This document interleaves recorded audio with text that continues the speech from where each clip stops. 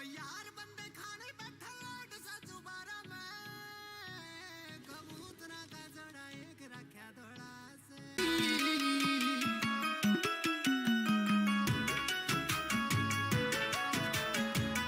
যদি অসুস্থ হয় তাদেরকে যেভাবে দেখতাম আমি মনে করি যে এরা আমার আত্মীয় স্বজন ঠিক এখনই कड़ाकेदार ठंडे राता पानी लाने आले रे जे ठंड लागे डब्बी में ते खाले महल काले ने कड़ाकेदार ठंडे राता पानी लाने आले रे जे ठंड लागे डब्बी में ते खाले महल काले मान लत्या ते नाया किए कुआं में ना जाकिए लत्या ते नाया किए कुआं में ना जाकिए खून की रयांदी तन बास पा जाएगी मारे तुड़ी आले मारे तुड़ी आले मारे तुड़ी आले कोठे बेटा जाके देखिए नमस्कार तो ज्यादा मलाज बाजा गिरा मारे तुड़ी आले कोठे बेटा जाके देखिए नमस्कार तो ज्यादा मलाज बाजा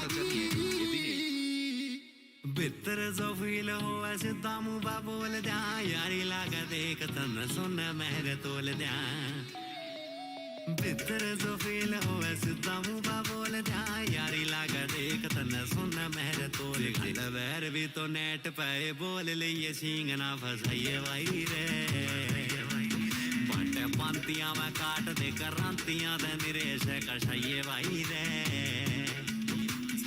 आला रखा खुली दोरा पाकिस्तानी बुल्ली थोड़ा ध्यान तारा ये बाड़ मास खा जाएगी मारे तुड़ी आले मारे तुड़ी आले मारे तुड़ी आले कोठे बेटा जाके देखिए नमस्कार तो ज्यादा मलाज बाजा गिरा मारे तुड़ी आले कोठे बेटा जाके देखिए नमस्कार तो ज्यादा मलाज बाजा क्यों है बाबू जितना गाड़ी नहीं है बंगला नहीं है छोरा तो है ना खाफे गमाटी में टेंशन ना ले क्यों है बाबू जितना गाड़ी नहीं है बंगला नहीं है छोरा तो है ना खाफे गमाटी में टेंशन ना ले क्यों है बाबू जितना गाड़ी नहीं है बंगला नहीं है छोरा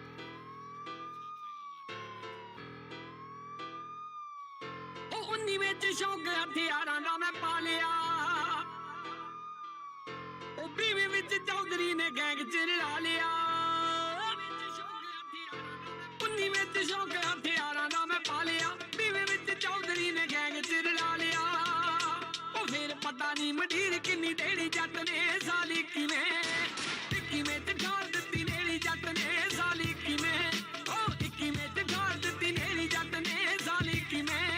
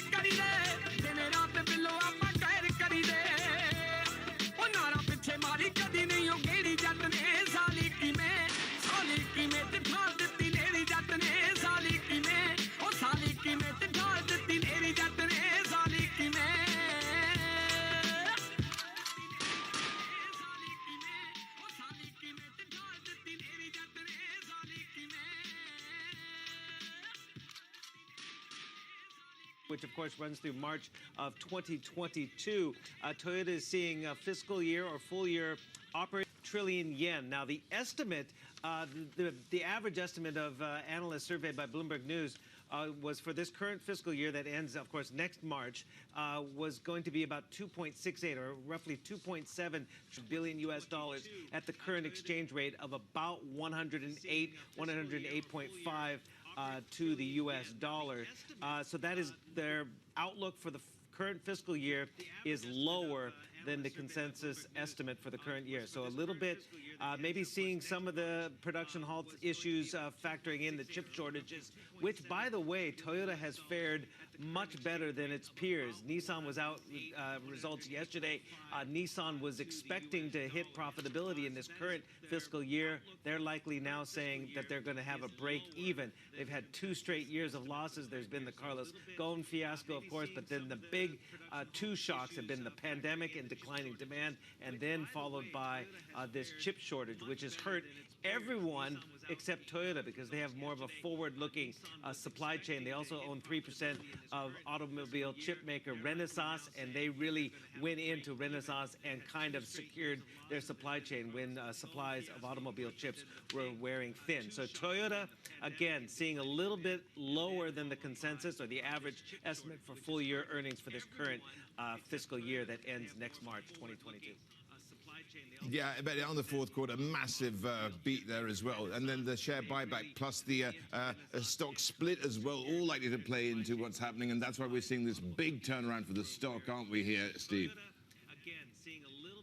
Yeah, absolutely. And as I said just a second ago, really, Toyota has been, has come out of, or is navigating its way through this chip shortage, as well as the semi-recovery, if you will, from the pandemic, much better than the likes of Honda or Nissan and Mazda and the others in Japan. It's a similar bifurcation that we've seen with GM and Ford in the United States, where Ford has been having more problems with procuring parts or semiconductors, whereas GM is unchanging its forecast. But again, I'm looking at this forward guidance of 2.5 trillion yen as opposed to the median estimate of 2.68 trillion yen. So they do see perhaps a little bit of some worrisome signs in 2022, the fiscal year, 2021 to 2022. But again, the stock is all about that buyback and the 5-for-1 stock split. That's giving the lift to the Toyota shares. 7203 is, of course, the stock code in Tokyo. Yeah, certainly turnaround for the stock there. Chief North Asia correspondent Stephen Engel. We got, of course, a turnaround taking place also for the market there in Taiwan. But certainly that's not something which has come back that much. But ultimately, though, we'll be looking at that in just a second. But let's get to the market action here in Hong Kong. Markets reopening from a lunch break. And Yvonne, what are we seeing? Actually, we're waiting for things to reopen here at 1 o'clock, but we'll see how things play out because Hong Kong has been relatively resilient amidst the sell-off we've seen across Asia, especially what we're seeing in Taiwan and Korea right now. But these are the stocks that we've been in focus. Alibaba, the like, was up 4% before that lunch break here. Earnings coming out on Thursday as well. BYD also looking pretty good, talking a little bit more about the outlook of EVs there, and also the Tencent up about 1.5%. Let's take a look at other benchmarks here, of course, as we look ahead and focus a little bit more on Taiwan in particular. 6% lower here right now. We mentioned about these amazing stock moves we've seen. We're still not sure exactly what's triggering all of this, but it could be a perfect mixture of bad news. Kospi as well. We continue to see that seeing losses down some 2%. The Nikkei as well down 2% right now. And Nasdaq futures at the session lows down close to 1%. So the tech sell-off, you have inflation concerns, all that seems to be coming through here once again after we did see that tech sell-off pause for a day. The Sensex down 0.6%. The P-Comp as well, one of the worst equity markets in the world, is continuing to see a bit of a free fall, but 1.5% lower just today and 1% losses across the board. So it's pretty much the same story here now that we see this sell-off resume itself. And we're looking a little bit more about what this means ahead of that U.S. CPI report, ahead of these bond auctions that are coming up. Are we going to see a move up in yields as well? Because we haven't seen that strong reaction when it comes to the Treasury market. Perhaps the Fed is still trying to anchor those expectations or anchor those rates here as they continue to play down these inflation risks. Ron, we've been talking again and again about inflation fears. How big of a headwind is that for Asia? Well, it could potentially be one because we continue to see these inflation surprises across the region. And in particular, if you take a look at how this is all playing out, this is the wrong chart. Apologies there. Take a look at the next chart, though. The city inflation surprises in Asia, we actually start to see those in positive territory starting in April. And you compare that now at a time when Asian equities are actually struggling against its global peers. You're seeing that basically in the blue line here right now, where MSCI Asia has been underperforming the rest of the world, the MSCI World Index. This coming at a time where these inflation fears are really starting to hit equity markets here in general. We talked to the likes of Bank Julius Baer saying that perhaps it's because Asia is more exposed to some of these bank stocks and a little bit more sensitive. That should be higher inflation beneficial to bank stocks, but at some point we're going to hit a point where demand for loans are going to suffer as well. Vaughn, thanks so much for that. Now let's take a closer look at the uproar in Taiwan's equity markets. Co-anchor David Inglis is here. And Dave, you're looking at volumes now. Why is that? Yeah, because going into this week, volumes actually picked up over the last month or so. So, in fact, the average was roughly about 10 billion shares traded over the last since about early April, which I guess gives you a sense of how many people and how many funds are actually long this market before what happened today. So a lot of people, I hate to say it, essentially got in at the peak. So that really shows you some historical context in terms of volumes. Today, just to give you an idea of the trading activity, we're now at 12 billion shares, and if these, our models are correct, we are extrapolated these last 53 minutes of trade to actually then top 14 billion, which would also be almost close to a record high in terms of volume. So just keep that in mind as we look at price, which, by the way, it still looks like it's gotten hit by a bus. We're still down 900 points, but that's well off the lowest of the session so far, although we do have an hour left.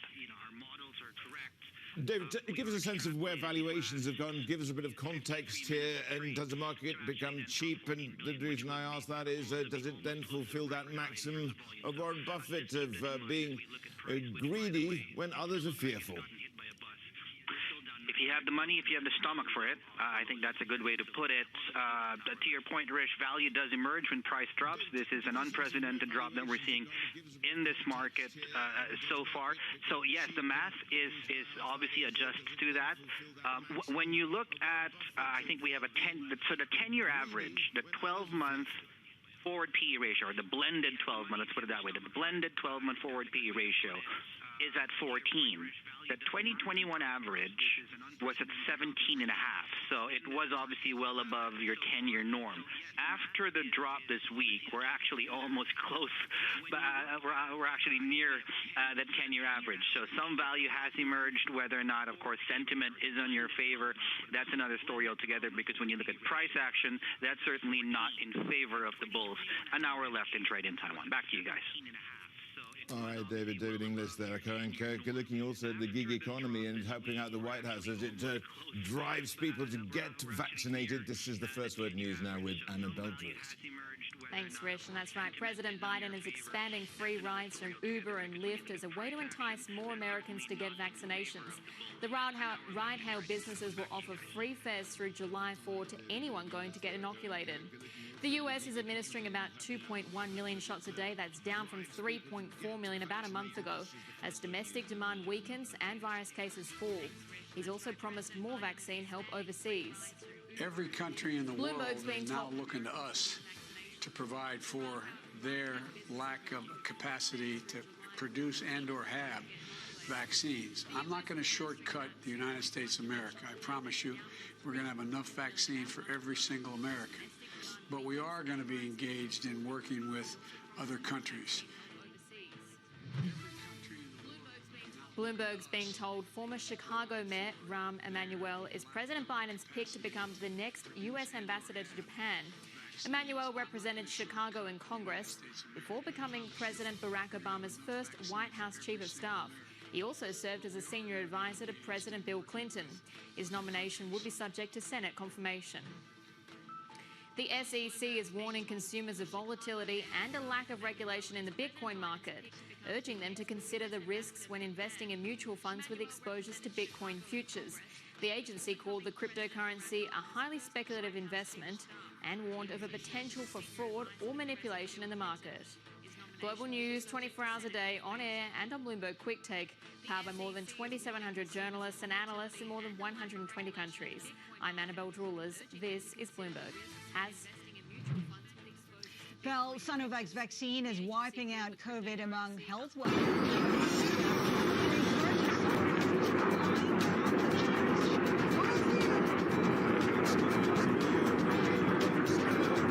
Who talked to Sinovac's chairman and CEO, Yin Wei-dong, who defended the disparity in clinical data and said that there was growing evidence that CoronaVac is performing better when applied in the real world. The results from phase 3 trials are from a sample consisting of tens of thousands of people. But the more important data is mass use in the real world. We now have real-world data in Chile, where tens of millions of people have been inoculated. There, you see protection against ICU is at 89% and over 80% against hospitalization. Isn't this more convincing data? So we encourage our partners and governments in countries where our vaccines are being used to release such data as soon as possible. The results from the real world and the data we have from clinical trials will allow the world to judge our vaccine comprehensively.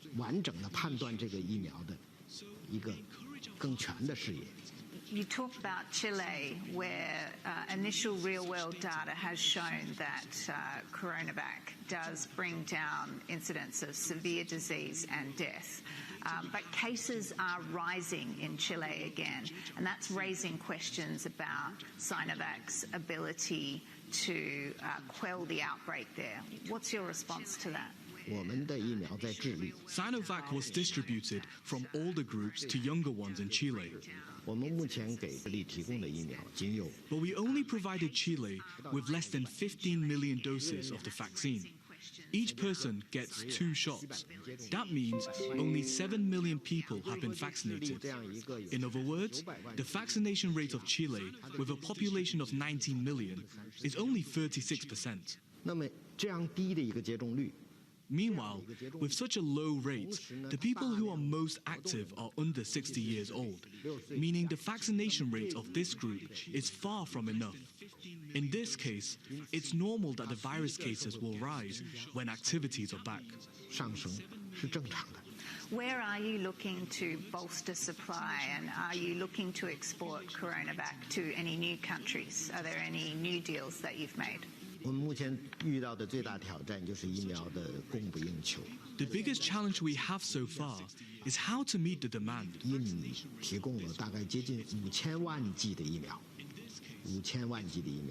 We've provided about 50 million doses of vaccines to Brazil and Indonesia, and about 20 million doses to Turkey, which accounts for 20% of their population. But that is not enough, as their virus is still spreading. We need to expand our supply, which is a really big challenge.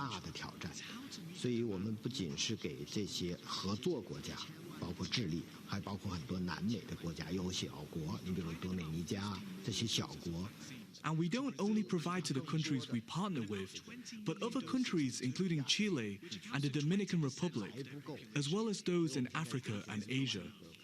But it's still not enough. We are now licensing those countries for manufacturing.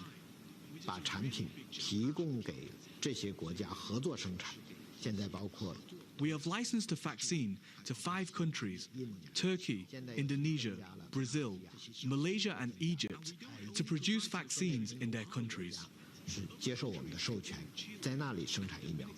What's the latest findings or intelligence that you have on how CoronaVac works against the various variants, particularly the quite insidious one from South Africa and this newly emergent variant in India? If we use those mutated viruses to produce new vaccines, the time span could be shortened tremendously, which means we could enable mass production with new variants in 2 months. Once we discovered variants and used them to make inactivated vaccines, we can provide these shots to countries where those variants are circulating widely. The bigger challenge now is to communicate with those countries about the monitoring and the research results, and to have the government's approval for the new vaccine produced based on the variants. So far, we haven't got approval yet, and we are still working on it. And that was Sinovac's chairman and CEO Yinhui Dong speaking with Bloomberg's Asia managing editor Emma O'Brien. Now let's do a quick check on where Taiwan markets are right now, down about 4.5%, recovering some of those massive losses earlier. We have Taiwan government funds saying that it doesn't plan to discuss market support today, refuting what was reported by the Apple Daily, and that's according to the Taiwan Deputy Finance Minister Juan Qinghua. He was commenting on the markets.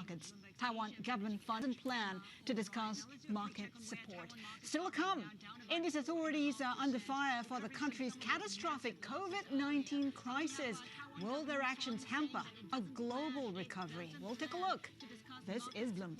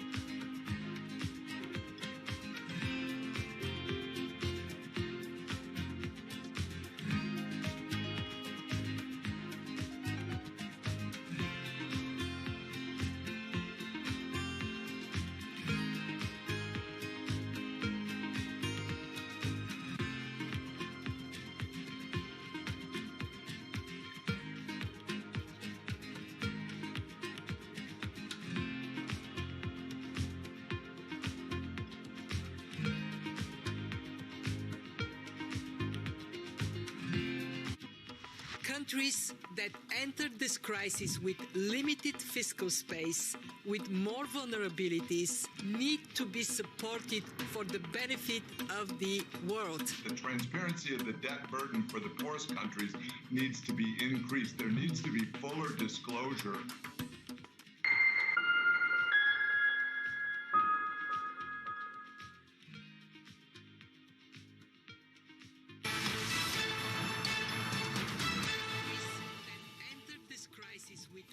Just coming back and having a look at what's going on with Toyota. Came out with earnings, what about 18 minutes ago, thereabouts. And looking at what's going on there, we're seeing a big comeback for the stock. Toyota unveiling a 250 billion yen, that's a $2.3 billion share buyback. Also a 5-to-1 stock split that would be taking place at the beginning of October. We're also looking at, of course, a beat really across the board. And certainly we've got profits more or less doubling from this time last year there as well.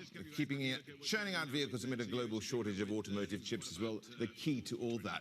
Now, let's take a look at India as it remains the epicenter of the world's COVID-19 pandemic. We've got new data, 300,000 now for 20 days in a row, and total deaths above 50,000. Let's bring in PR Sanjay for today's Bloomberg Big Take. And Sanjay, we had another record of daily deaths of just over 4,200. But perhaps we're seeing a little bit of perhaps better news. It's awful still, but it's daily cases start to fall back a little bit. The key to all that.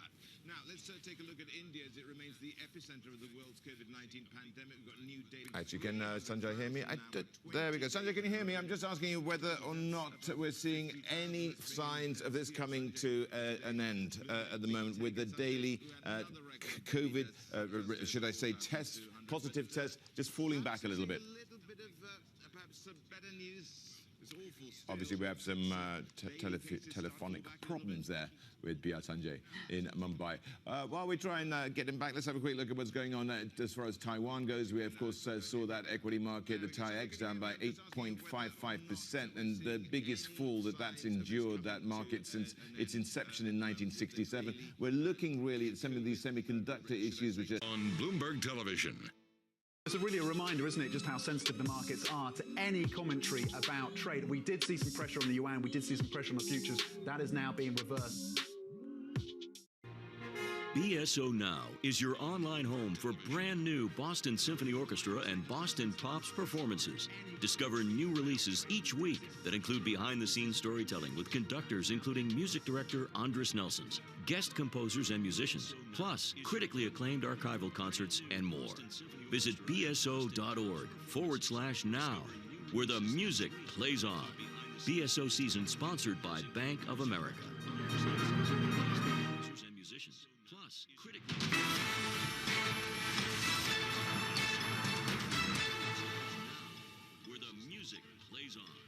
A survey by the American Chamber of Commerce in Hong Kong has found 40% of its members may be preparing to leave the city. Concerns about Beijing's crackdown, one of the biggest drivers. Let's get details from Bloomberg's Bruce Einhorn. And for those thinking of leaving, is their thinking really being formed by this national security law, or is it much more than that? National security law is a significant factor. 62% of those members who said that they were considering or planning to leave cited the national security law, and so it made them uncomfortable about staying in the city. Also, 36% of those saying that they were planning or considering leaving pointed to the impact that the national security law is having on the school system and on education for their children. Bruce, what's the worry about Hong Kong's handling of COVID-19? I mean, we've seen pretty small number of cases, of deaths, and really, what does the business community want the government to do in response? Well, the big concern among the members responding to this survey saying that they were considering or planning to leave regarding COVID is the government's policy on quarantine. The government has required 21 days in hotels for most people returning to the city, which of course makes it very difficult for people who are expats to travel, visit their family overseas. Bruce, there's also a big concern about the government's policy about quarantine of people in apartment blocks here if they come into if there's someone in the building who is a variant of COVID, and that's concerning to a lot of people as well. Jump the gun a bit. Thank you very much indeed, Bruce Einhorn there. Just taking a look at what's happening with the American Chambers of Commerce here in Hong Kong, suggesting that 40% of people are considering leaving the territory.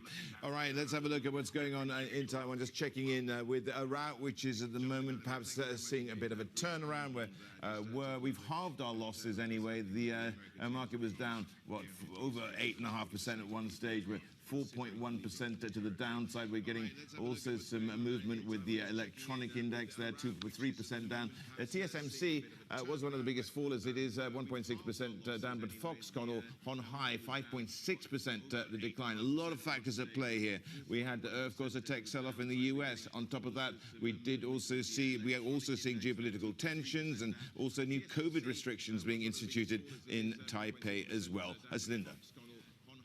Rish, other Asian markets also under pressure, not to that extent, though jitters, as we await that CPI data out of the U.S. that has the potential to send the bond market into a tailspin. We'll keep a watch on that. The Nikkei 225 down about 2% right now. Of course, the Nikkei close to a record low versus the Dow. It is lagging by as much as 8%, quite an underperformance. The CSI 300 index in negative territory, but not as much as the rest of Asia. Pretty muted there, Rish.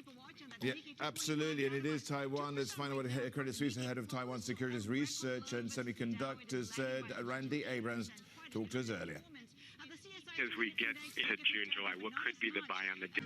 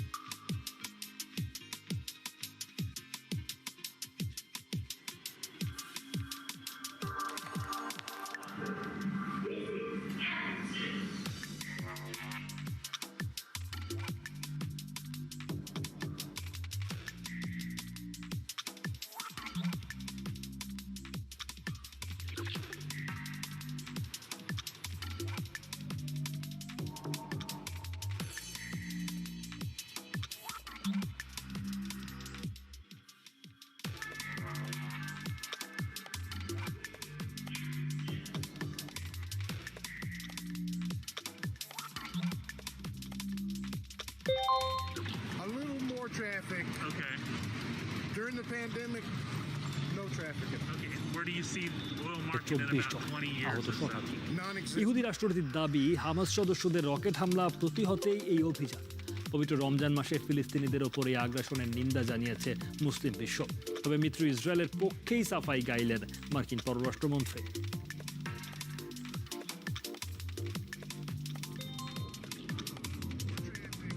অনেকটা হঠাৎ করে গাজায় ইসরায়েলের অভিযান, রাতভর চলে বিমান হামলা। তেল আবিবের দাবি রকেট হামলার জবাব দিতে এই অভিযান। হামাসের অন্তত 130টি ঘাঁটিতে বিমান হামলা চালানোর কথা জানায় দেশটি। দাবি সশস্ত্র সংগঠনটির 15 সদস্যের মৃত্যু হয়েছে অভিযানে। তবে দিনের আলো ফুটতে অবরুদ্ধ গাজার অনেকখানি দেখা যায় ধ্বংসলীলার চিহ্ন।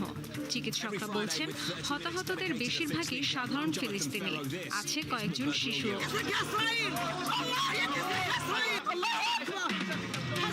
আমাদের রক্ত তো খুব সস্তা, জেরুজালেমের স্বার্থে রক্ত দিতে আমরা প্রস্তুত। ইফতারের জন্য শিশুর প্রাণ গেছে, 7 আর 9 বছর বয়সের দুটি বাচ্চা মেয়েও মারা গেছে। এই শিশুগুলোর কি দোষ ছিল? এক বাচ্চা ছেলে ও তার মা মারা গেছে, সাথে থাকতেন এক লোক, তারও মৃত্যু হয়েছে।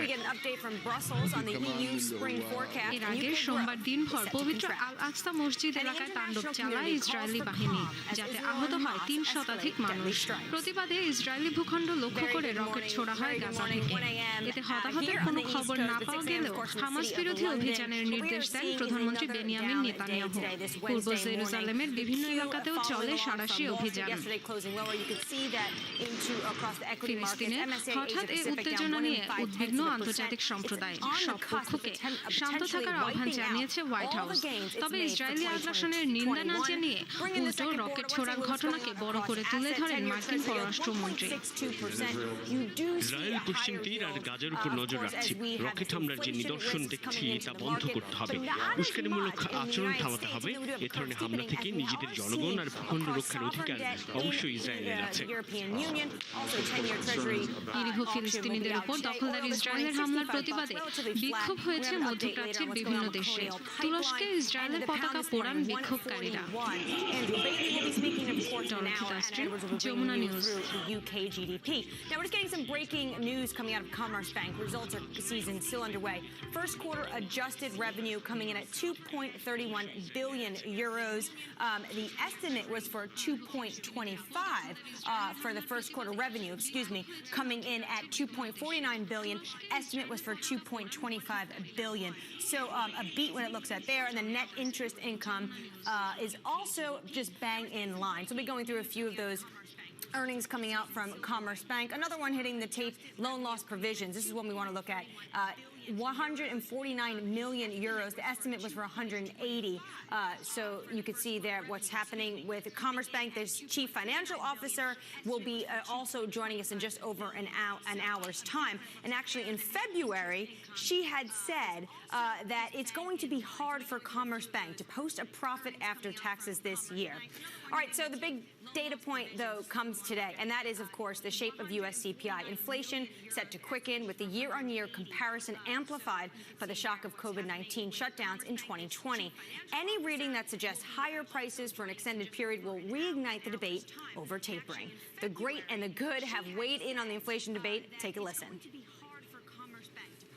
Any spikes that we see in inflation are likely to be temporary. The highest inflation numbers are just ahead of us. I do think, though, that ultimately it's going to be more temporary. That inflation is likely to go higher for a period of time, but there are also good reasons to think that those factors are likely to be transitory. It's not transitory. We're going to continue to have what I call inflation, and that is devaluation of currencies. Liftoff in terms of short-term rates isn't going to happen until the economy is already at full employment. So there's going to be a big gap between where they are starting and where they need to be to keep the economy from overheating. We're joined now by Suzanne Hutchins, head of Real Return at Newton Investment Management. She says the volatility indicates the market is going through some digestion problems. We're faced with a shift in economic regime, the risk of inflation, and an unsustainable recovery. Suzanne, let's just start there. Walk us through these digestion problems and how you foresee them playing out towards the end of the year. Keep the economy from overheating. Hi, Marie. So obviously the market's been on a rip since the base effect of COVID last year.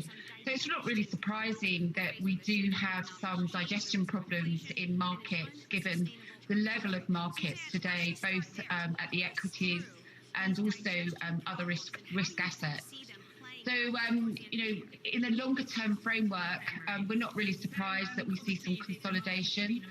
And the risks to the backdrop, as you've already pointed out earlier on, is really that of inflation. And most people are tending towards the inflation being temporary.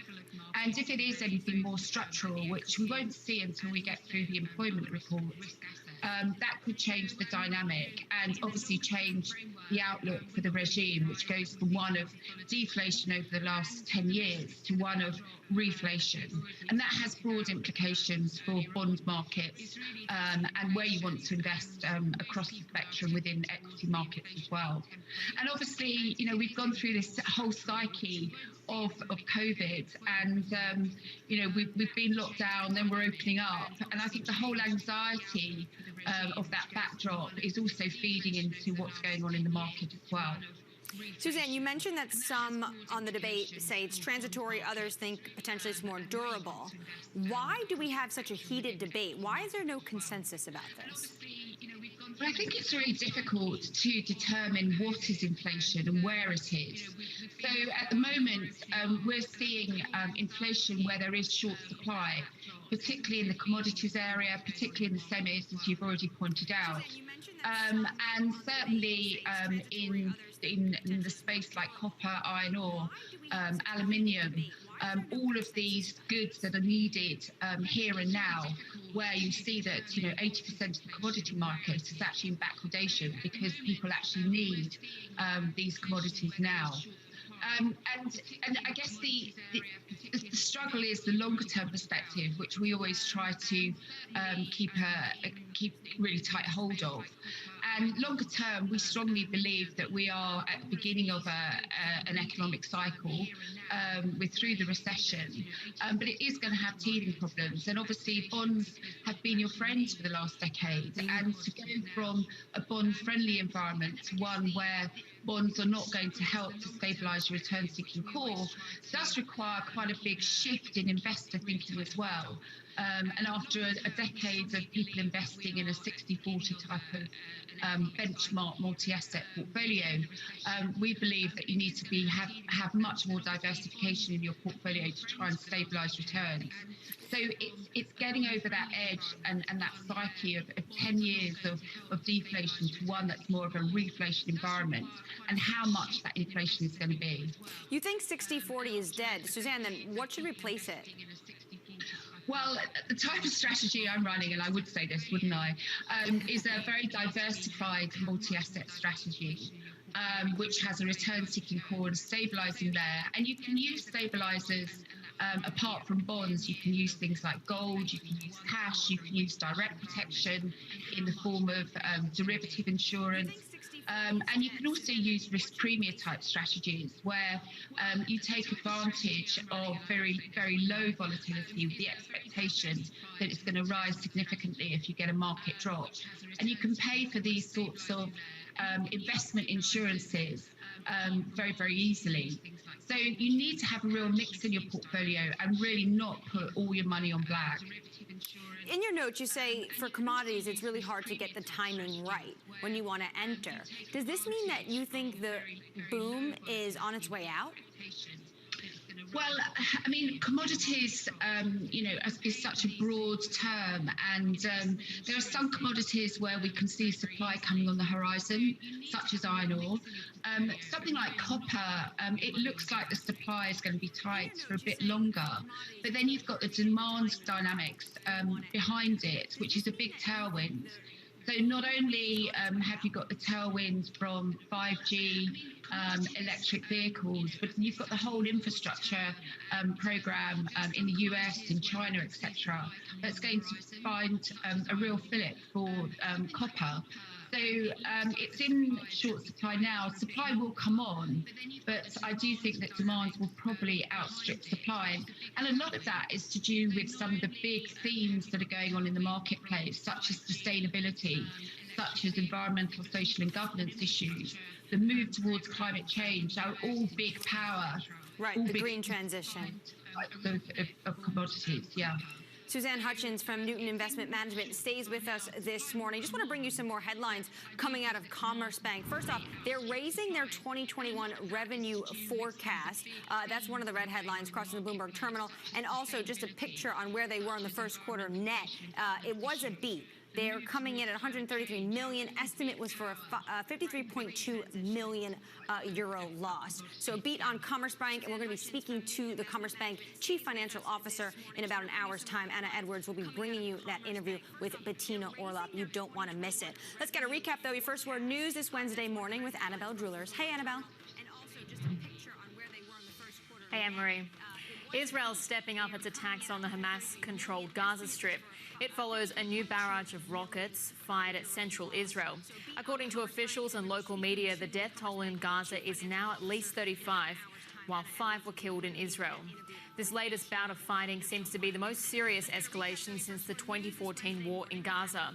The UN Security Council will hold an emergency session to address the crisis.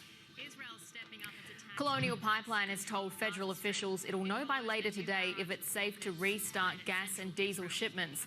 They've been on hold since criminal hackers targeted the company last week. Beyond that deadline, there are a few details about when the biggest fuel pipeline in North America will recover. It previously said it would be back online by the weekend. In the UK, Prime Minister Boris Johnson is signalling that a public inquiry into the government's handling of the pandemic will be set up within a year. He says it's essential to hold a full and proper probe, and that it'll happen within this session of Parliament. The new session began yesterday with the Queen's speech and is expected to run for about a year. Global news 24 hours a day on air and on Bloomberg Quick Take, powered by more than 2,700 journalists and analysts in more than 120 countries. This is Bloomberg. Anne-Marie? Annabelle Drewlers, thank you. Just ahead, Sinovac's chief executive says there's growing evidence the company's COVID vaccine is working well in the real world. Our exclusive interview coming up next. This is Bloomberg.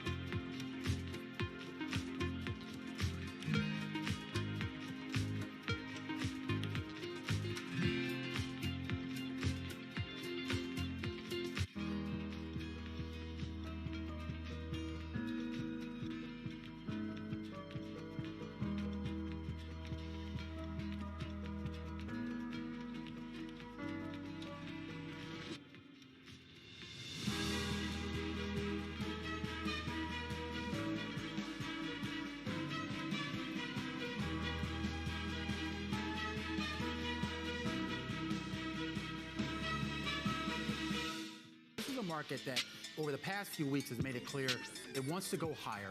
It got a little spooked by the idea that geopolitical tensions are rising.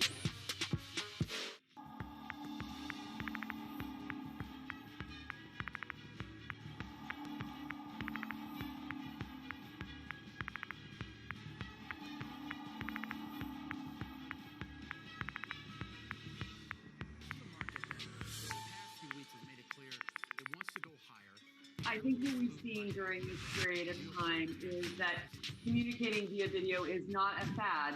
We are using it in all aspects of our lives, for work, for learning, for communicating, for staying in touch.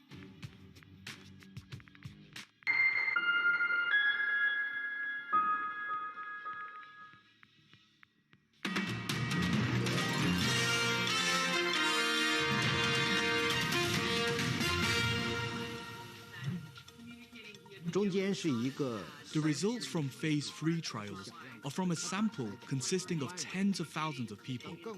But the more important data is mass use in the real world. We now have real-world data in Chile, where tens of millions of people have been inoculated. There, you see protection against ICU is at 89%, and over 80% against hospitalization. Isn't this more convincing data? So we encourage our partners and governments in countries where our vaccines are being used to release such data as soon as possible. The results from the real world and the data we have from clinical trials will allow the world to judge our vaccine comprehensively.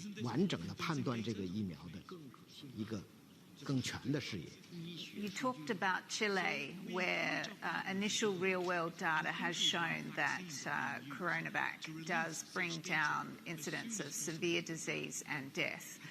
But cases are rising in Chile again, and that's raising questions about Sinovac's ability to quell the outbreak there. What's your response to that? Sinovac was distributed from older groups to younger ones in Chile. But we only provided Chile with less than 15 million doses of the vaccine. Each person gets 2 shots. That means only 7 million people have been vaccinated. In other words, the vaccination rate of Chile, with a population of 19 million, is only 36%. Meanwhile, with such a low rate, the people who are most active are under 60 years old, meaning the vaccination rate of this group is far from enough. In this case, it's normal that the virus cases will rise when activities are back. Where are you looking to bolster supply, and are you looking to export Coronavac to any new countries? Are there any new deals that you've made? The biggest challenge we have so far is how to meet the demand.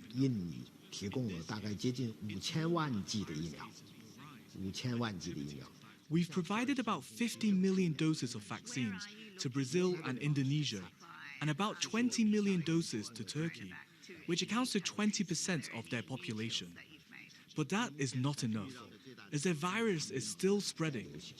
We need to expand our supply, which is a really big challenge. CEO of Sinovac there, Yinwei Dong, speaking exclusively with Bloomberg's Emma O'Brien in Beijing. Now I want to switch focus to what's happening today on the European continent and the economic recovery underway. Later this morning, we're going to get updates on the forecast for the EU growth and also inflation. Back in February, the EU said it expected growth across the region of 3.7% this year. Joining us from Brussels now is Bloomberg's Maria Tadeo. Maria, just outline for us what we should be expecting. Yeah, Marie, we're probably going to get a revision here in which the growth expectations will be upgraded, and the Commission will sound rather optimistic about the prospects for growth this year extending into next. And this is a combination of the recovery fund being paid off, the vaccination campaign now, which is really now much faster in Europe, and of course the easing of restrictions that should really see the economic momentum really accelerate in the European Union. Now, on the vaccination front, Marie, Germany now is vaccinating on average 800,000 people to 1 million people on a daily basis. That is a huge number, and the new data is telling us that almost 30 million Germans have now had 1 shot of the COVID vaccine. So again, that's the biggest economy in Europe, and you can see that that rollout is really pressing and pushing ahead now. You also caught up with the Italian Europe minister. What did he tell you about the recovery? Yeah, we did. And look, we spoke exclusively with Vincenzo Amendola, who's the Italian Minister for European Affairs. And what you have to factor here is that Italy is tapping a huge amount of money from the European Union, both in grants, credit. They're also borrowing in the market. But there is a feeling, and I walked away with this impression from the interview, that the Italians really do feel this is a breakthrough moment for the country. They have the best player that's coming out on the field. That's Mario Draghi, and this is a real growth opportunity for the country. Let's take a look. Vincenzo Amendola, who's the Italian Minister for European Affairs, and what you have to factor here is that the long term and the mid-term of the Italian political view is also the sustainability of the public debt. So boosting the growth, boosting public and private investment, we see that there is the possibility in the mid-term, according also to the European semester, to have the debt under control. And that was Vincenzo Amendola, the Italian Minister for European Affairs. And Anne-Marie, of course, there's very high expectations, but the question is whether or not Mario Draghi will succeed in pushing through reforms. That has always been an issue for the Italian economy over the past 10 years. We'll have to wait and see. All right, Bloomberg's Marina today in Brussels. Thanks so much, and great job in the exclusive interview. Suzanne Hutchins from Newton Investment Management is still with us. Suzanne, I want to get your take on Europe. European equities all-time highs when you look at the Euro Stoxx 50, especially compared to the rest of the world. What if we have the recovery in Europe start to speed up, an acceleration? Could we see fresh highs? I definitely think so, Marie. Europe has been lagging, particularly the US, as you know. And that's partly because of the rollout of vaccinations, which has taken longer. And then also, if you look at the makeup of the market in Europe, it is more biased towards a number of financials and energy-related plays and exporters. So I do think that Europe is going to catch up, and we're already starting to see that in the data. You also like emerging markets. I look at what's going on, though, in India and Brazil in terms of COVID. Does it scare you about a recovery happening in the EM space? No, it doesn't scare me at all. The thing is, you've really got to look at the long term and what are your clients' expectations. And we're investing for at least, a 3 to 5 year period. And over that period of time, you do need to look through this noise. And there's a lot of noise in the marketplace, and people are very data dependent and dependent on what central bankers say.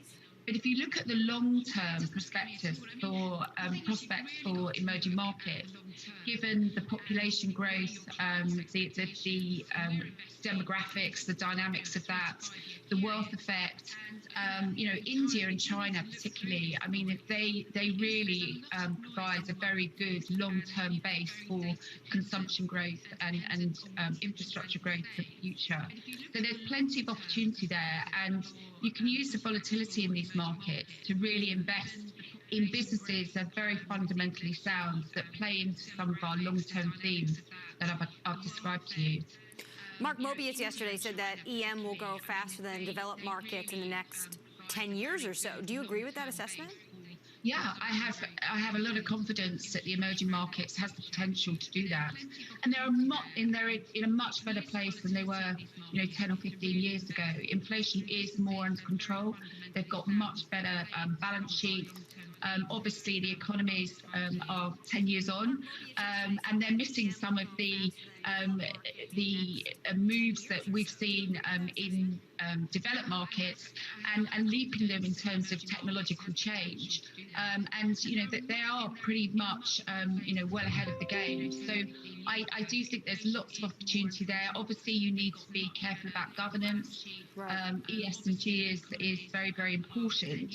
But if you're picking from much a stock fundamental basis, as we do at Newton, then you can really add value for your clients and really ensure that you generate long-term wealth. Suzanne, thanks so much for joining us this morning. Suzanne Hutchins, head of real return at Newton Investment Management. Just ahead on the program, the international community calls for calm as Israel and Hamas escalate deadly strikes. We're live in Jerusalem. That's coming up next. This is Bloomberg.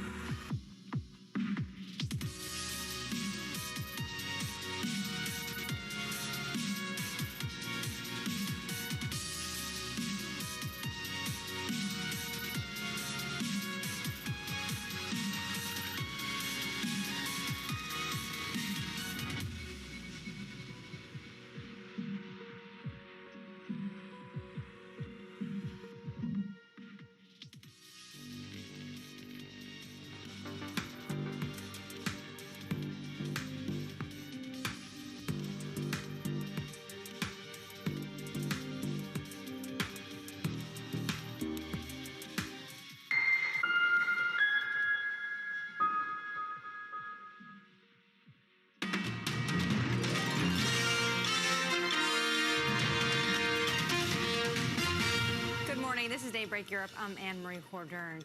Now, the international community has called for calm amid escalating violence between Israel and Hamas. Rocket squads in Gaza fired a new barrage at central Israel early this morning as jets pummeled the strip with dozens of airstrikes. We're joined now from Tel Aviv by Kobi Ben-Melech, Bloomberg's bureau chief for Israel and Palestinian territories.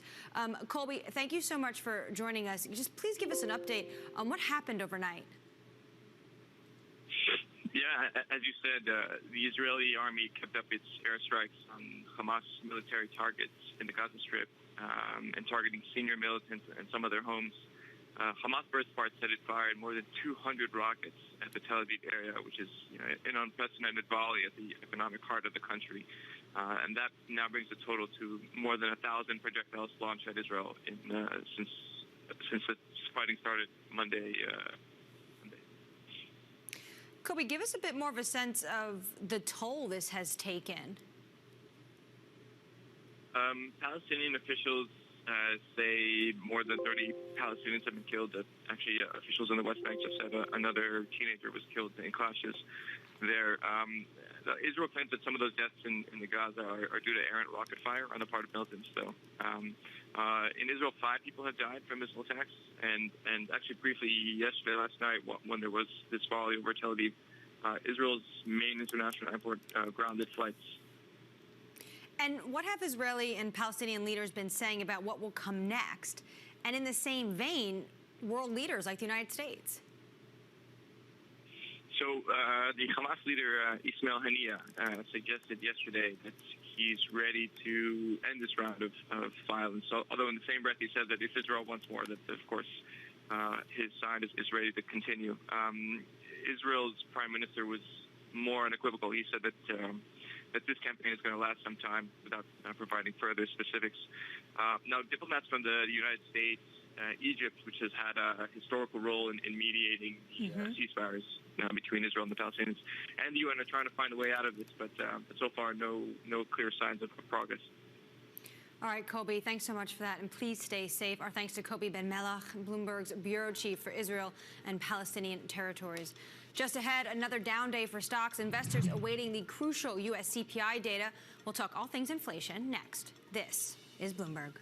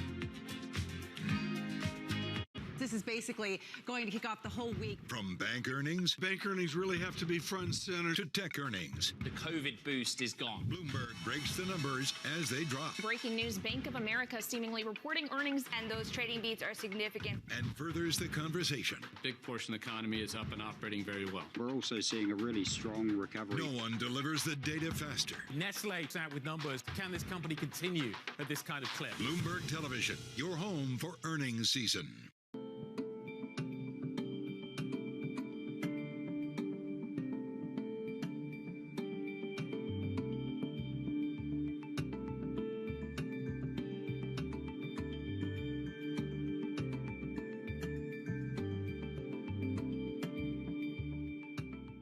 Valuations, particularly, sort of the technology landscape, have gotten to some pretty extraordinary levels. So I think it's not a surprise. I don't think it's any indication of the beginning of the end, but I do think markets don't like uncertainty.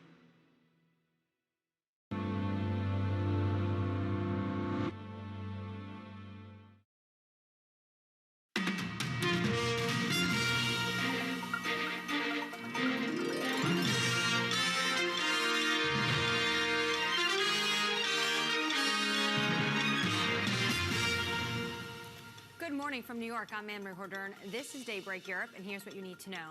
Another down day for stocks as investors await crucial U.S. CPI data. Commerce Bank boosts its 2021 revenue forecast as net income tops estimate.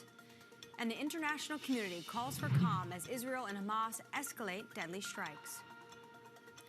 Very good morning to you. 6:30 a.m. in the city of London, 90 minutes away from the start of European equity trading. And it is a risk-off day yet again, taking the cue, Asia is at least, from the close out of the United States yesterday. MSCI Asia Pacific down more than 1%. On course to potentially wiping out all the gains it's made in 2021. Bring in board number 2. I want to take what's going on across assets this morning. 10-year Treasury yield 1.62%. Of course, we're going to get U.S. CPI data, inflation data today. 8:30 a.m. in New York, 1:30 p.m. London time, and that is the debate that you can see happening right now out loud across financial networks, but also in the markets when you see whether people are buying. Is this going to be transitory or something that's going to be potentially more prolonged? NYMEX crude this morning, $65.37. We're going to update on what's going on with Colonial Pipeline. I should tell you, Florida, another state declaring a state of emergency as they see a potential fuel crisis hitting their state. And the pound this morning, 141, 30 minutes. Anna Edwards will be bringing you UK GDP data. Now, the week's big data, though, that comes today in the shape of US CPI. Inflation set to quicken with the year-on-year comparison amplified by, of course, the shock of COVID-19 shutdowns in 2020. Any reading that suggests higher prices for an extended period of time will reignite the debate over tapering, or already the debate's already here. Ahead of the report, here's what the experts have been saying. Take a listen. Any spikes that we see in inflation are likely to be temporary. The highest inflation numbers are just ahead of us. I do think, though, that ultimately it's going to be more temporary. That inflation is likely to go higher for a period of time, but there are also good reasons to think that those factors are likely to be transitory. It's not transitory. We're going to continue to have what I call inflation, and that is devaluation of currencies. Liftoff in terms of short-term rates isn't going to happen until the economy is already at full employment. So there's going to be a big gap between where they are starting and where they need to be to keep the economy from overheating. Joining us now to discuss this all is Bloomberg's Michelle Jamrisco. Michelle, how is the great inflation debate evolving this week? Is it the central bankers and economists who are winning right now? Well, it's still far too early, Anne-Marie, to declare a winner in the debate overall, but it certainly feels like this week that the investor side is gaining some momentum, or at least getting louder about its case as both sides harden their positions. So we saw, of course, the China data earlier this week, especially the PPI figures showing inflation early in the pipeline, and that certainly added fuel to the debate. We have seen some bond market steepening this week with the 10-year and break-evens rising, even if some of those market indicators show that there's still that traditional reluctance by investors with the mantra of sort of don't fight the Fed on this. But we're also seeing the commodity price surge rage on, and every few days we get a new star of the show. Today in this region we saw a spike in palm oil. Earlier this week it was iron ore, but of late, you know, it's a huge basket. Cotton, lumber, copper, chips, rubber, and so many others. Let me just point to two big reasons why this debate is getting more complicated, though. The first being that this debate is increasingly colored by the wages narrative. As we know, we've heard from Fed officials, especially of late, this is a big piece of what they're looking for in order to get back to considering tightening. We've heard from many of them that they're sort of shrugging off business anecdotes of not being able to hire due to short labor supply. But we are starting to see, including in service wages numbers, that employers are starting to ante up. So whether that increase is widespread enough and persistent enough to make a dent in headline inflation is still an open question. And secondly, I'll just say quickly, we've gotten used to talking about a surge in commodities as one basket, but in reality, each commodity has a very different story and could start to move quite differently later this year. So some, like chips, are more sensitive to weather patterns, others are dependent on factories getting back online, and some are linked more closely to how quickly infrastructure projects can get going. So there's a lot of differentiation in that basket to explore, plenty to keep investors busy. The data's coming out in about 7 hours, Michelle. Walk us through what we should expect. Yeah, the U.S. CPI data, I mean, you've heard me gripe about this before, but with any of this monthly data, we always have to take a deep breath, particularly now, as you mentioned, with second quarter data that we've known would look shocking on its face because of the very low base effects. Now that I have that out of the way, the Bloomberg survey median for the April CPI year-on-year print is at 3.6%, which would mark the highest in almost a decade. I should note that's pointing back to 2011 when oil was higher than $100 a barrel, certainly not at that level now.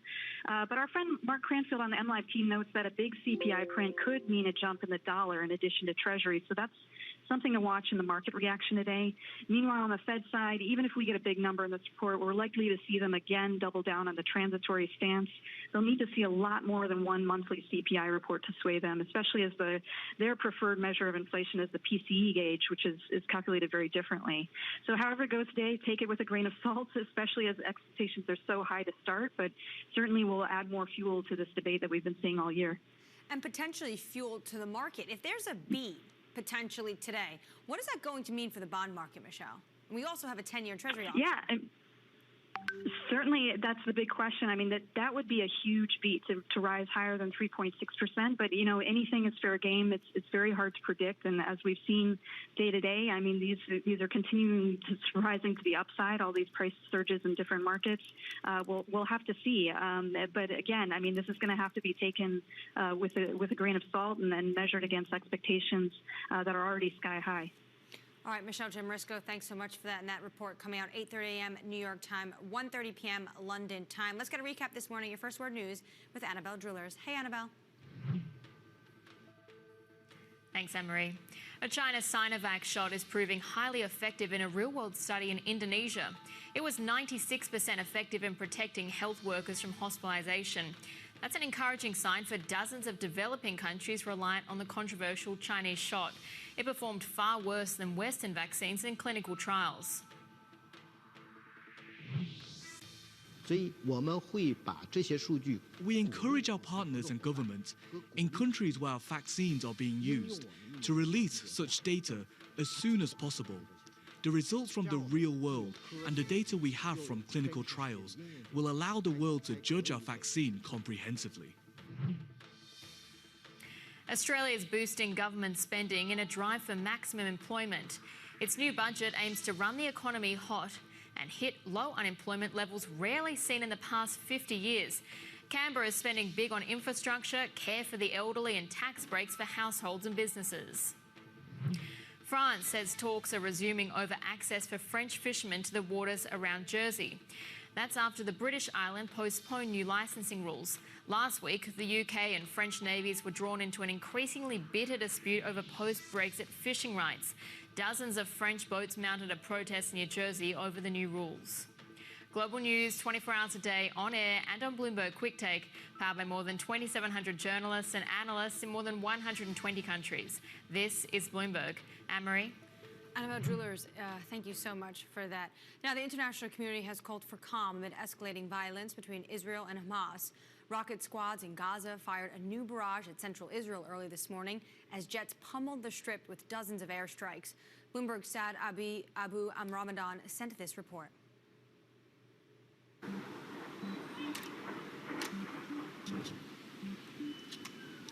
This place was bombed early this morning by Israeli warplanes in response to firing dozens of rockets from the Gaza Strip at Israel. Tension is still prevailing in the coastal enclave that has been under an Israeli blockade for more than 14 years. People here are so worried and scared that this tension would lead to a large-scale military operation that Israel may carry out against the Gaza Strip.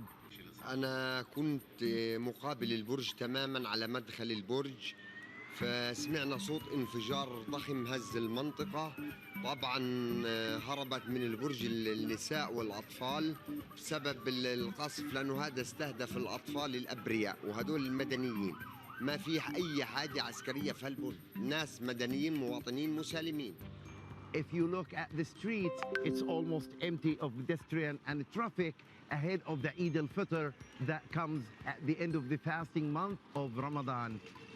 People here are expressing hope that a truce would be reached soon between Israel and the militant groups in the Gaza Strip.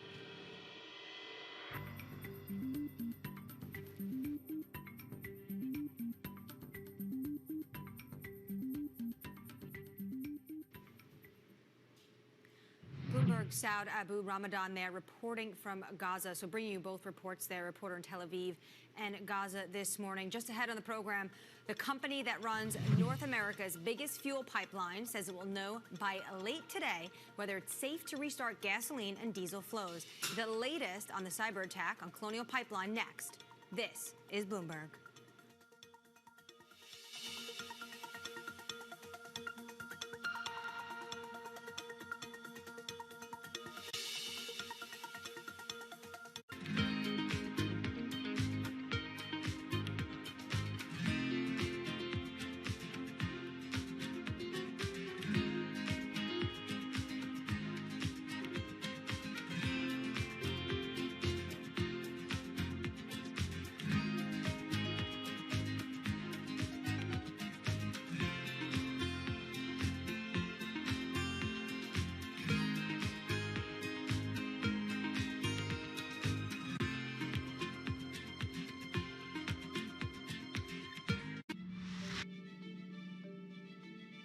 We're now in the early stages of a sustainability revolution. The battery problem may be the biggest unsolved problem in all of technology. Every time the United States has done great transformative things, there's been a partnership between government and the private sector. With a willing partner to ensure competitiveness and draw in investment in the United States, Canada's going to be able to be even more ambitious. The objective for Glasgow, first and foremost, is to keep that 1.5 degree temperature rise within reach. The train has left the station.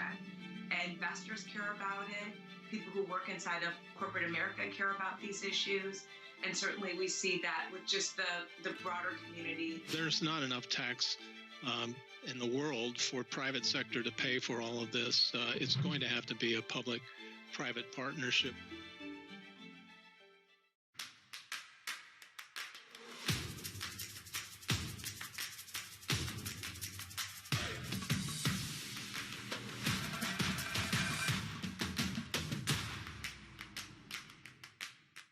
Trading revenues coming in better than expected. Everything cash, $1.4 trillion of cash. One of the most notable aspects of this report that was stellar.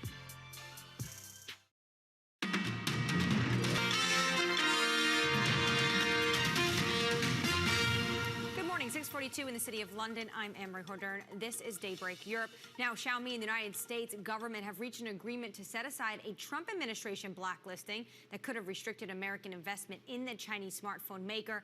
Immediately, you could see the market reaction over in Hong Kong. Xiaomi up 5% on this news.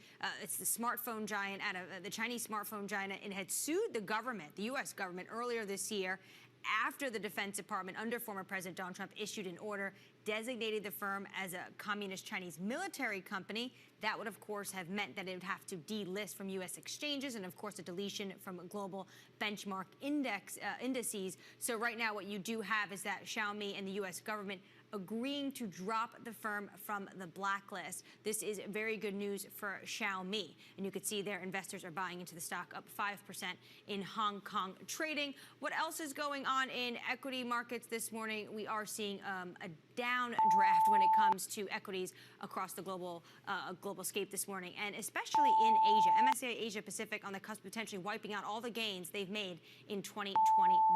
Now, another big story we've been following, Colonial's CEO has pledged to get North America's biggest oil pipeline flowing once again by the weekend. President Biden is facing growing pressure to marshal federal resources, with reports of panic buying, draining filling stations across the east and south of the U.S. Joining us now with more is Bloomberg News' Stephen Stopskinski. Stephen, how much of a concern are fuel shortages for the U.S. government? I know we have North Carolina and Florida both declaring state of emergencies. Yeah, fuel shortage is absolutely on the mind of everyone, and it's on the mind of the White House as well. The White House is facing increasing pressure on this, and they actually announced several measures on Tuesday to, blunt the growing crisis that has, threatened this post-pandemic economic recovery. With potential shortages, it could derail what the government has been able to build, and also hurt the economy going forward. The Biden administration had a briefing, and they said that they're taking into account different ways to help ease this. One of which is potentially waiving the Jones Act, which would allow for U.S. supplies of oil and products to be transported via ship to different ports on foreign ships, which is a rule that's existed for over 100 years. But beyond that, there are different things that the government is looking at to try to ease this crisis in those states like Florida and Virginia, North Carolina, that are under the worst of the pressure. Yeah, they waived that Jones Act. I remember, Stephen, during Superstorm Sandy right here when New York was dealing with fuel shortages. The key question is, when is the pipeline going to be up and running? That's another good question. You know, they're hoping, Colonial Pipeline is hoping that they told federal officials that they'll know by late Wednesday whether or not it will be safe to restart, you know, the flows of gasoline and diesel that have been on hold since last Friday. And you know, while there is an intent to restart it on Wednesday, it will take days longer to ramp up that operation. That's a very big pipeline. Restoring the pipeline system could potentially take weeks. So just because it's restarted, this crisis isn't totally averted. All right, that's a very good point. Bloomberg News' Stephen Stepczynski, thanks for joining us on what is going on here in the United States with Colonial Pipeline. Just ahead, we speak to the CFO of Europe's largest insurer, Allianz, as its earnings signal the company can return to growth after the impact of the pandemic. That conversation coming up next. This is Bloomberg.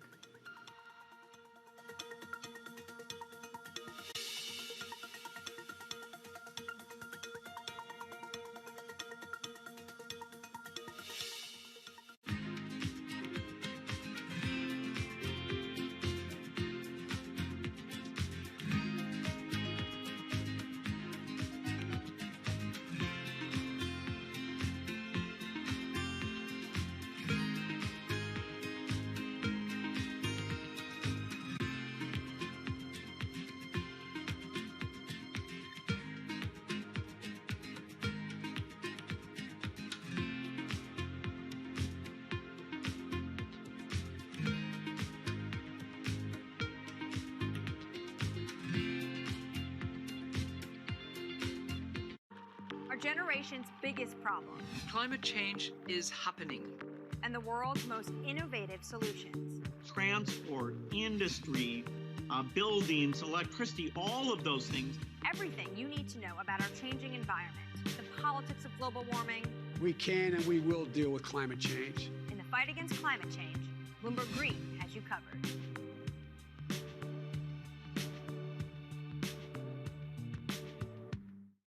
It's really a reminder, isn't it, just how sensitive the markets are to any commentary about trade. We did see some pressure on the yuan, we did see some pressure on the futures. That is now being reversed.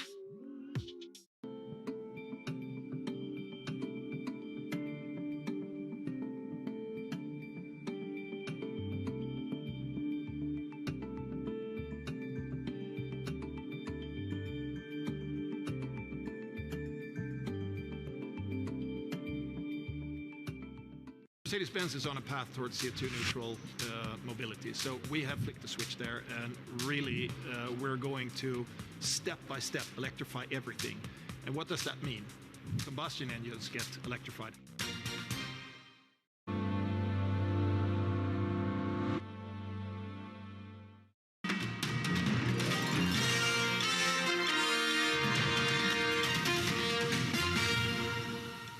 Good morning. This is Daybreak Europe. I'm Anne-Marie Hordern. Now let's get back to the earnings picture in Europe. And Allianz, Europe's largest insurer, posted a 45% jump in first quarter profit. It's a sign that the company can deliver on a pledge to restore earnings growth. This a year after the company warned of the devastating impact of the pandemic, with its CEO comparing it to a meteorite for the insurance industry. We're joined now by the CFO of Allianz, Giulio Terzariol. Very good morning to you, sir. Thank you so much for joining us. So 45% increase. This really begs the question, especially as we have, you know, green shoots coming in terms of there seems to be light at the end of the tunnel for the pandemic. When and under what circumstances will you now start to have a buyback program? So thank you for having me here. As you have highlighted, the results for Allianz have been very, very strong, and our operating profit, I think, were up, but also the underlying performance on all in all segments was really, really strong. And as you see also, our capital position with a solvency ratio of 210% is very, very solid. From a deployment of capital point of view, and especially to your question about buyback, I would say right now it's still too early. From a sentiment point of view, I would say the regulators are not really there with respect to buyback yet. I think the situation might change as we go into the second part of the year, and especially as we are going to be presumably out of the lockdown situations, because here in Europe or in Germany, we are still in a sort of lockdown situation. So there is a little bit of time to wait. But for me, you know, the important thing is not so much about whether it's going to be a buyback or something different. The point is we have strong earnings, we have a strong capital, and we are going to find definitely the best way to deploy this capital in a profitable way, regardless of whether it's going to be a buyback or some other ideas we might have. But you're alluding to that those conversations could start potentially the second half of this year. Could that mean that in 2021 we could potentially expect a buyback? Yeah, so first of all, we are constantly having conversation with our regulator, and I can tell you the conversations are very, very constructive. And so I would say, yes, it's possible that as we look into the second part of the year, we might have a buyback. But right now, I would say it's a little bit too early. But again, the conversation with the regulator are very constructive, and the situation might change as we go into the second part of 2021. You've done a few smaller M&A deals, including buying some units of Aviva. Can you capitalize on the fact that a lot of companies are restructuring and they're remaining on the sidelines when it comes to M&A during the pandemic? Is this a moment for you to maybe boost some M&A deals? Yes, indeed, you know, the transaction that we have done in the last few months, like the transaction in Poland or the transaction in Italy, are an indication of our strategy, which is try to capitalize on these opportunities, because at the end of the day, we can strengthen our franchise. This happened with the acquisition in Poland, where we get into number 2 in the life business, and especially it's the kind of life business that we like. In Italy, as you know, we have a very highly performing company, so we could expand a little bit our franchise there too. And if we see similar opportunity where we can somehow add to our franchise, we are going to seize this opportunity. That's exactly where when a company with a strong balance sheet can take advantage of the situation. Will they be bigger deals? And are there any currently in the works? As you know, I never speak about the future. I can only speak about what we have been done so far.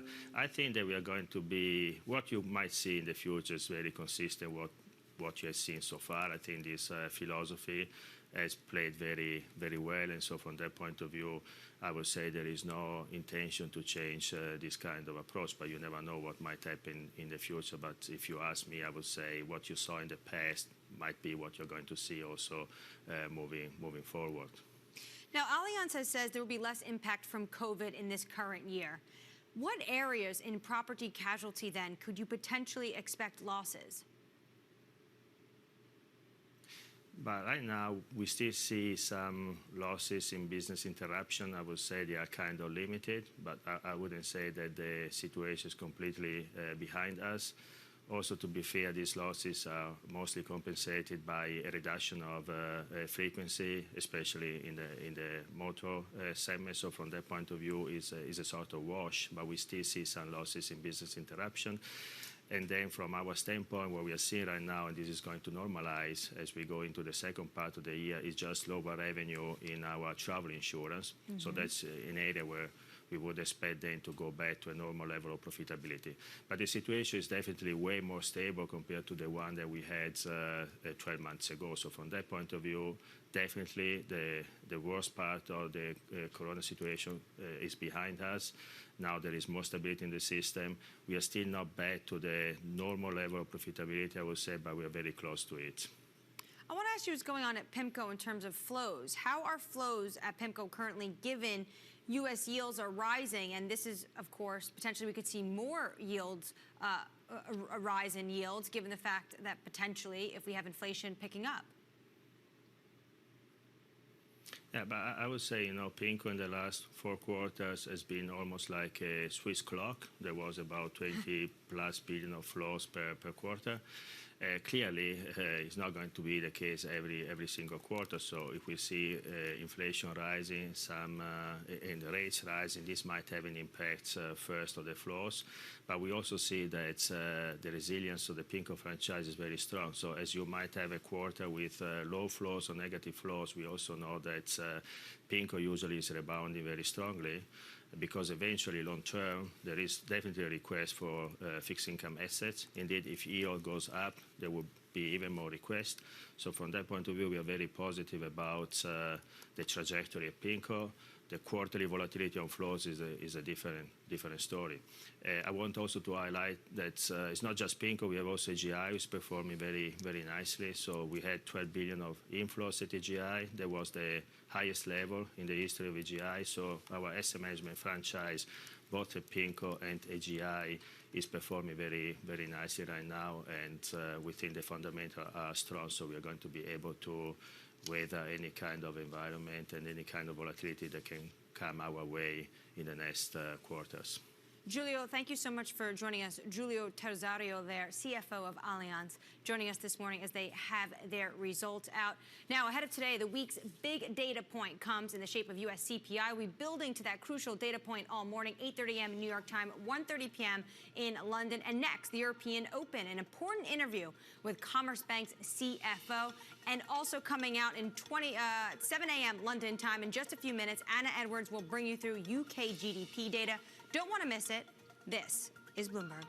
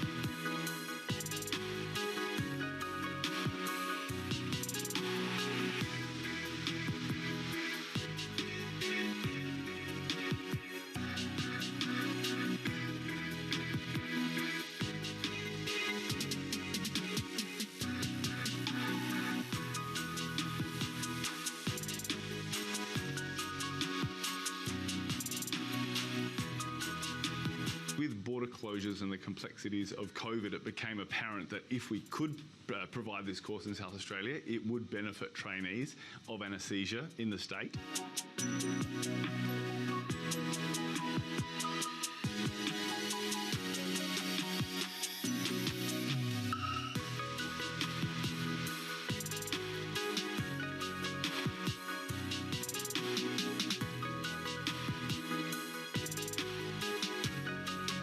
I certainly feel like I've got some excellent skills to take away from the course, and I'm very grateful that it could be run in Adelaide.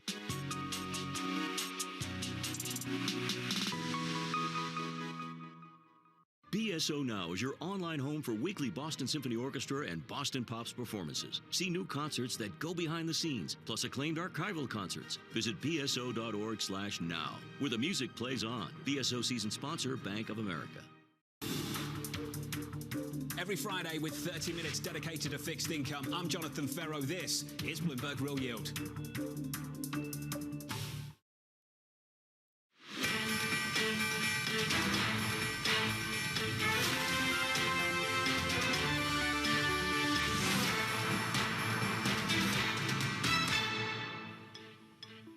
Good morning. Welcome to Bloomberg Markets, the European Open. I'm Anna Edwards, live in London. Mark Cudmore, our Markets Live managing editor, joins us in Singapore to take us through all of the market action this hour. The cash trade is just less than an hour away. Here are your top headlines.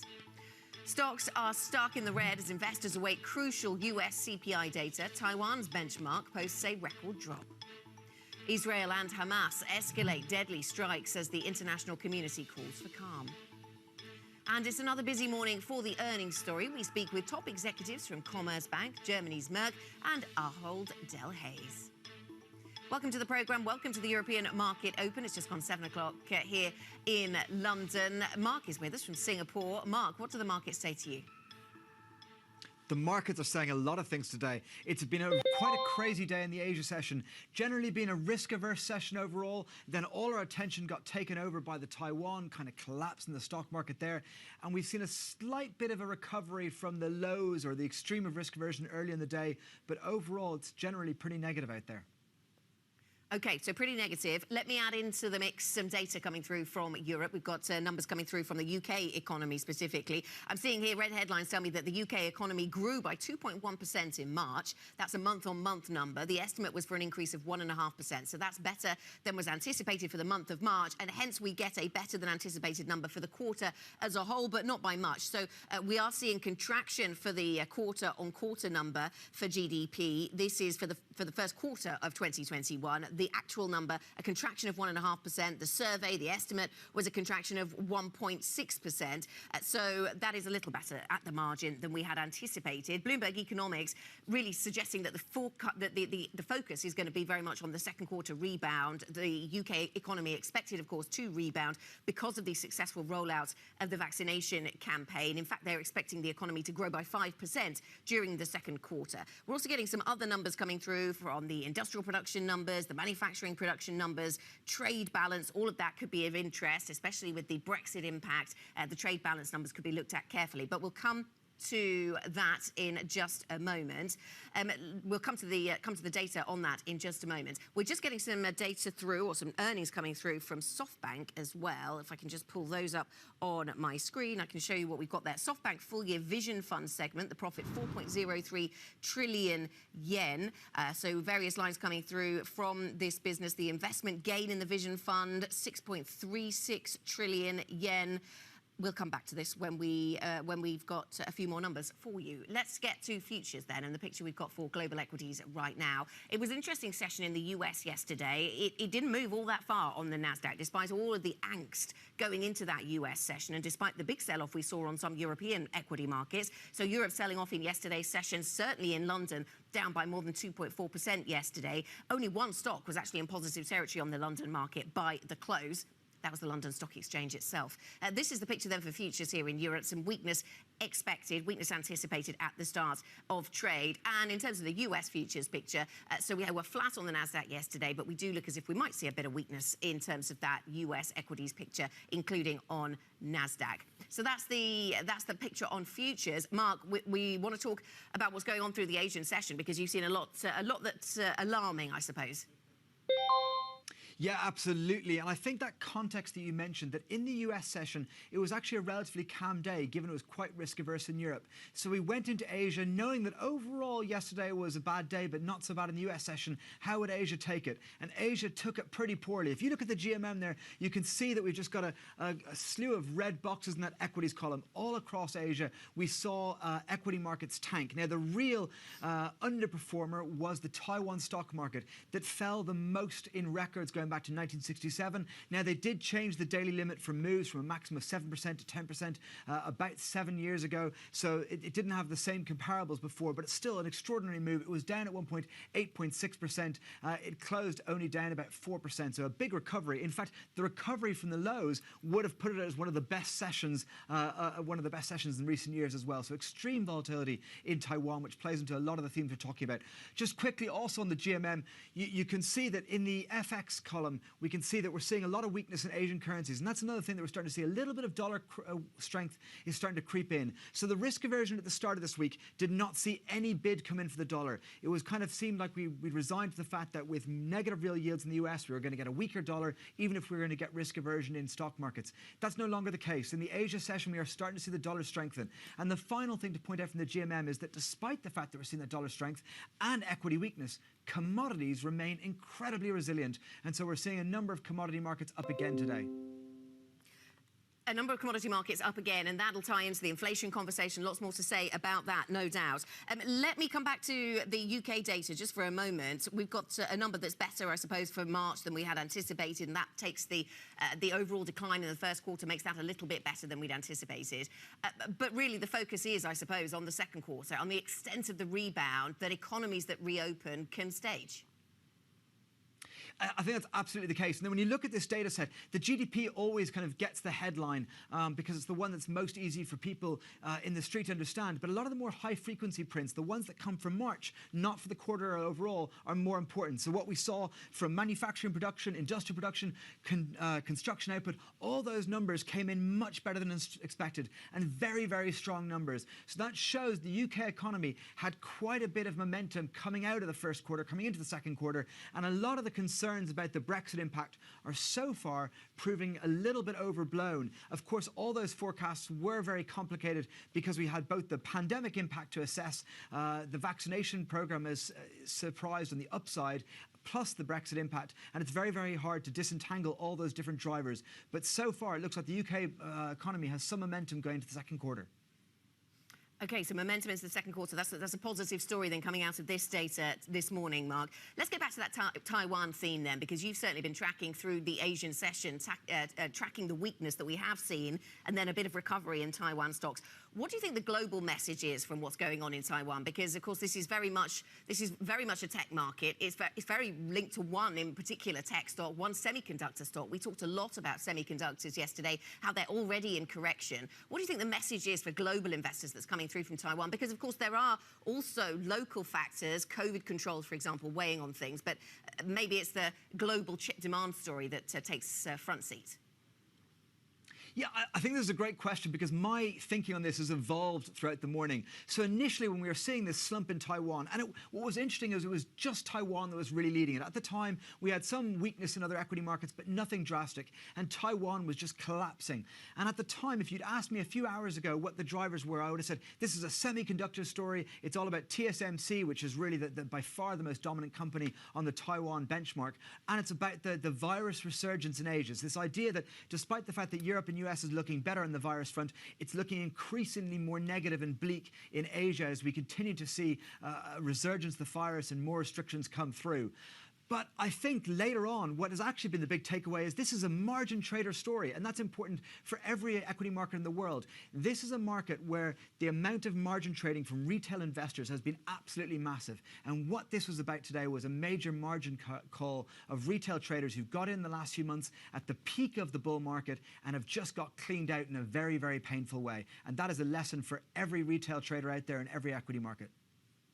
Really interesting take on that story then. Thanks very much, Mark, for bringing that more firmly onto our radar. Remember, you can get in touch with the Markets Live team, or you can read their analysis, rather, from Mark and the rest of his team, MLIV Go, on your terminal. They also want to hear from you. IB plus TV Go is the function to use to get in touch with us here at TV. And indeed, you can get involved in the Market Live team's debates and discussions, their question of the day, via that as well. Now, coming up here on this programme, it is a busy earnings day of the German companies Commerzbank and Merck, as well as the CEO of the grocer Ahold Delhaize. If you have any questions of your own for our guests, then please do use that function I mentioned on the Bloomberg IB plus TV Go. Send us those questions. We will put them to these guests. This is Bloomberg.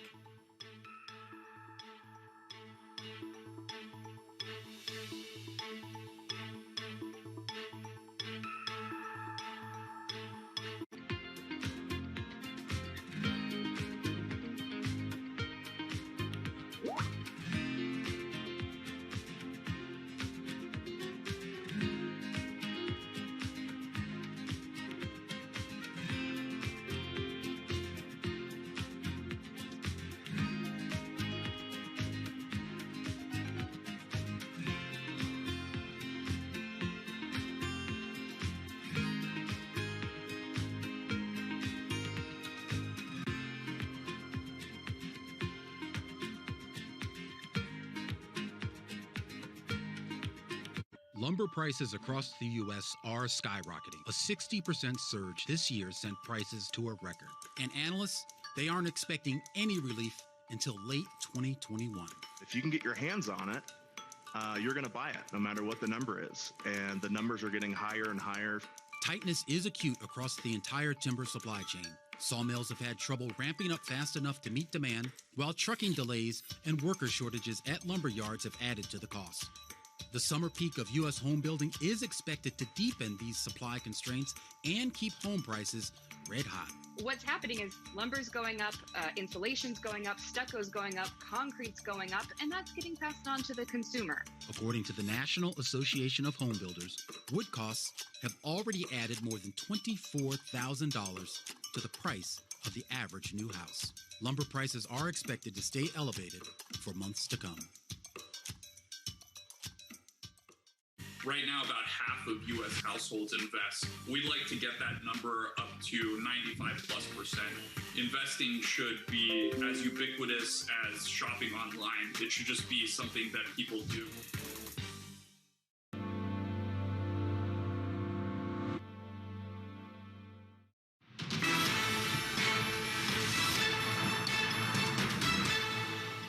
Welcome back to the European Market Open. 50 minutes to go until the start of the European equity trading session, and European equity futures point to the downside despite significant losses here in Europe yesterday and a more muted picture on Wall Street yesterday. But this is what we have for you right now. FTSE futures, CAC futures in particular, in the red. Now, Matt Miller joins me this morning to take us to our next conversation. We need to talk about what's going on in the German banking sector, the story behind Commerzbank, of course, Matt, and the guidance they've given to the market this morning. Good morning.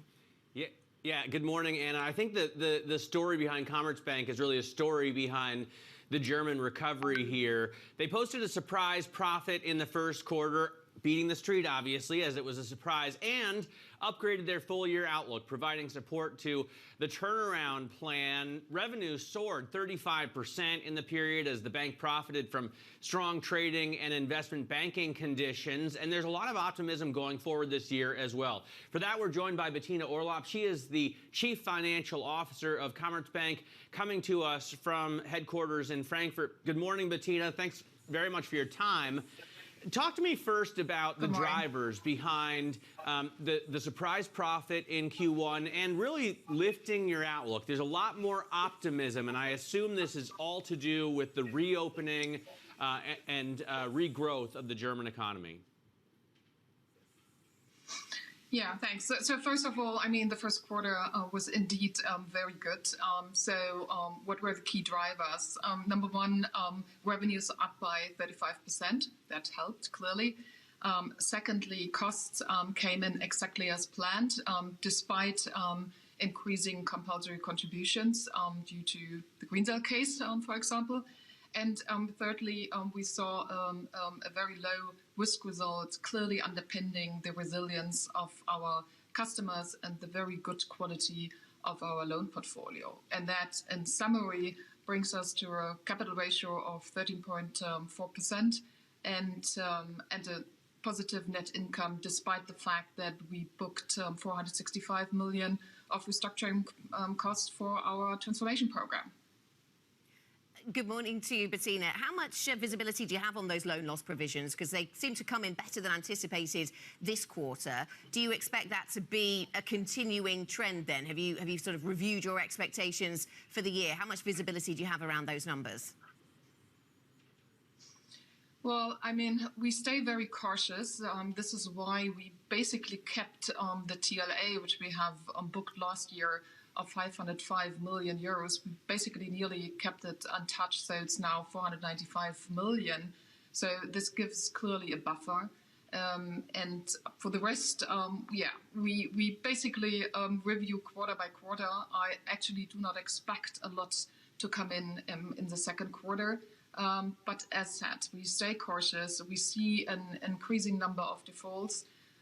Nothing is hitting our portfolio in the moment, or very few things. And therefore, I mean, I'm a little bit more optimistic on the guidance. So we always said that we would see a range of 0.8 to 1.2 billion euro of risk results. Now, I would say the likelihood that we will end up with something lower than 1 billion is pretty high. Do you think defaults are going to continue to increase, Bettina? When are we going to see that peak in German company defaults?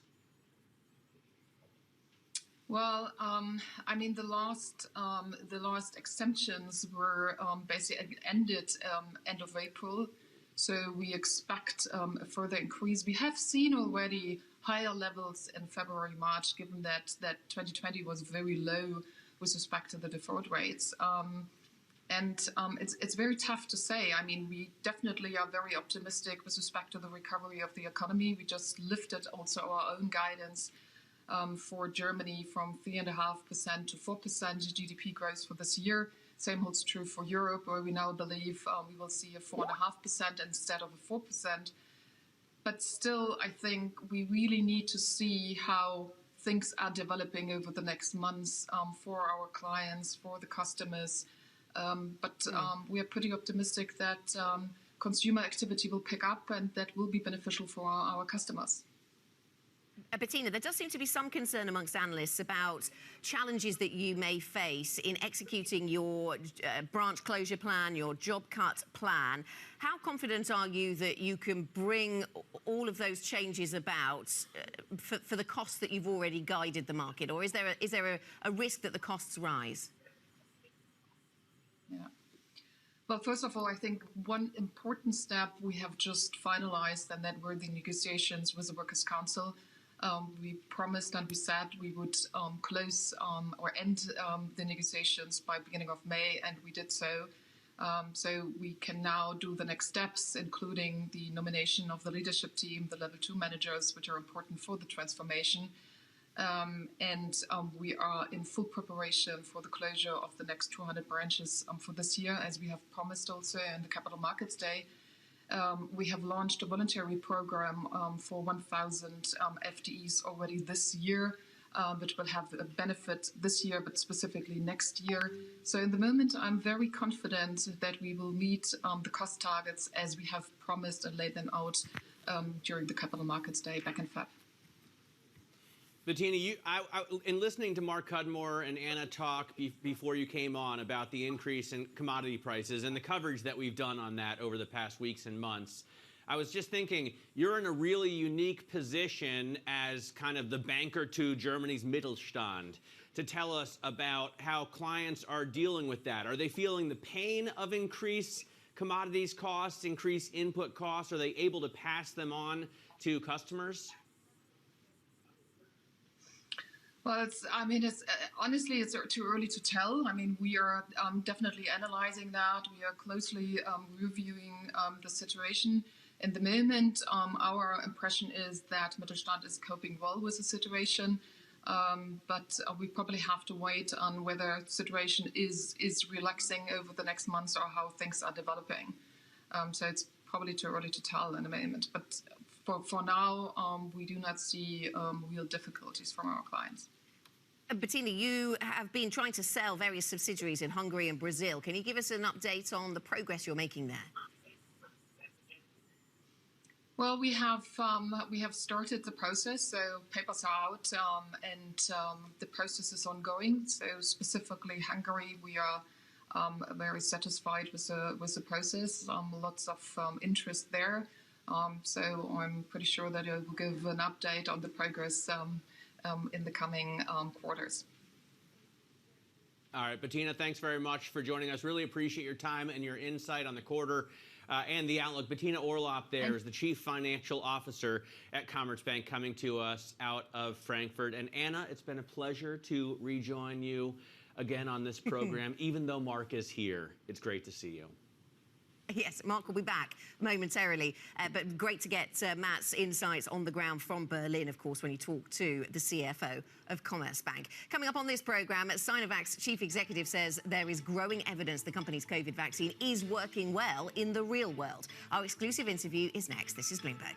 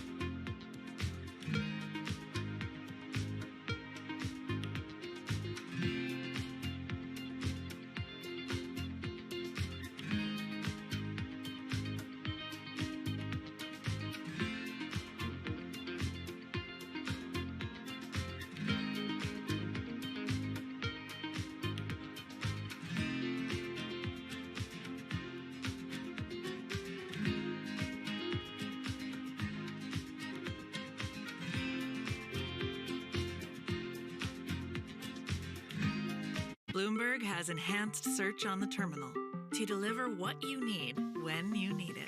Now, you can simply type phrases in everyday English in the command line. Compare financials. Find people. Analyze markets. You can enter phrases or ask questions. What do you want to know today? Ask a question or visit SearchGo to find answers now. Countries that entered this crisis with limited fiscal space, with more vulnerabilities, need to be supported for the benefit of the world. The transparency of the debt burden for the poorest countries needs to be increased. There needs to be fuller disclosure.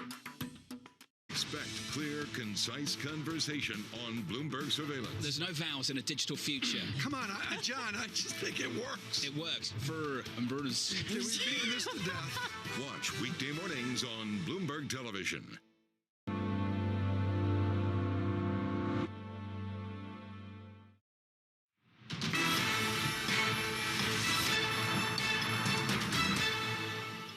Welcome back to the European Market Open. 40 or so minutes to go until the start of the European equity session. And actually, the DAX futures looking a little brighter than they did. CAC futures still under pressure, but things may be shifting a little bit, moving to the upside just a touch. US futures still under pressure, but not as much as they were perhaps. And Mark, we need to be mindful of the fact we have a really important data point coming later on today in the shape of US CPI, given just how much we've talked about inflation over recent weeks.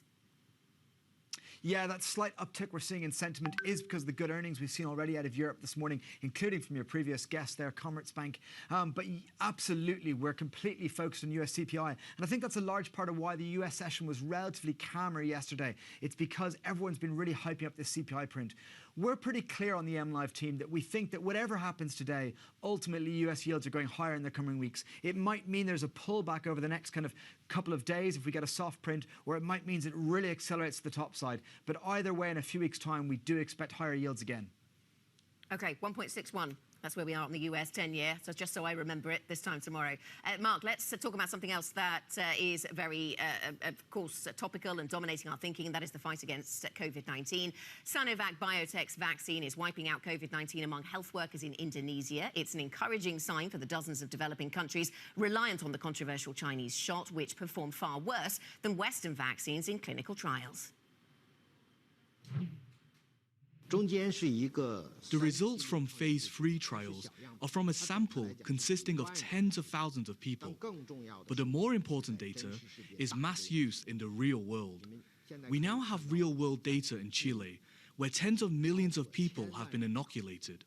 There, you see protection against ICU is at 89% and over 80% against hospitalization. Isn't this more convincing data?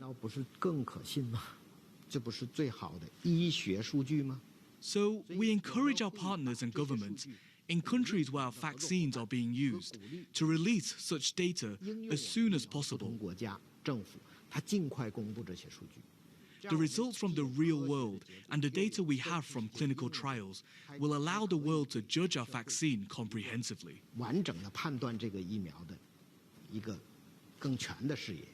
You talked about Chile, where initial real-world data has shown that Coronavac does bring down incidence of severe disease and death. But cases are rising in Chile again, and that's raising questions about Sinovac's ability to quell the outbreak there. What's your response to that? Sinovac was distributed from older groups to younger ones in Chile. But we only provided Chile with less than 15 million doses of the vaccine. Each person gets 2 shots. That means only 7 million people have been vaccinated. In other words, the vaccination rate of Chile, with a population of 19 million, is only 36%. Meanwhile, with such a low rate, the people who are most active are under 60 years old, meaning the vaccination rate of this group is far from enough. In this case, it's normal that the virus cases will rise when activities are back. Where are you looking to bolster supply, and are you looking to export CoronaVac to any new countries? Are there any new deals that you've made? 我们目前遇到的最大挑战就是疫苗的供不应求。 The biggest challenge we have so far is how to meet the demand. 印尼提供了大概接近5000万剂的疫苗，5000万剂的疫苗。 We've provided about 50 million doses of vaccines to Brazil and Indonesia, and about 20 million doses to Turkey, which accounts to 20% of their population. But that is not enough, as their virus is still spreading. We need to expand our supply, which is a really big challenge. That was the CEO of Sinovac, Yin Weidong, speaking to Bloomberg exclusively. Really interesting conversation. We look ahead to seeing more of the data behind that particular vaccine. Coming up, we speak to the CEO of Ahold Delhaize. That's after the supermarket retailer's first quarter sales beat estimates. They've increased their guidance, raising their earnings forecast after a strong first quarter, but they're sounding a little cautious in some of their outlook. We'll get to that shortly. This is Bloomberg.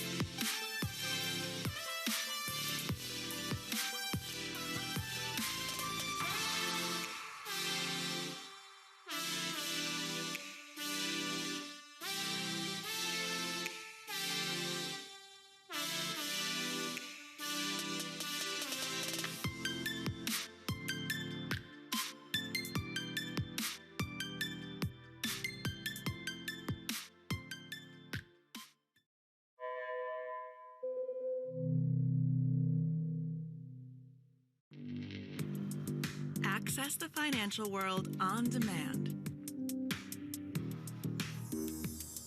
Hear from leading economists, policymakers, and industry experts via live and on-demand webinars, only from Bloomberg. Start exploring to see what's moving the markets. Visit Bloomberg.com/webinars. Global markets never sleep, so stay connected with Francine Lacqua in London, Matt Miller in Berlin, and Kaylee Lyons in New York. Perspective on the day ahead. Bloomberg Surveillance, early edition. Weekday mornings on Bloomberg Television. This is a market that over the past few weeks has made it clear it wants to go higher. It got a little spooked by the idea that geopolitical tensions are rising.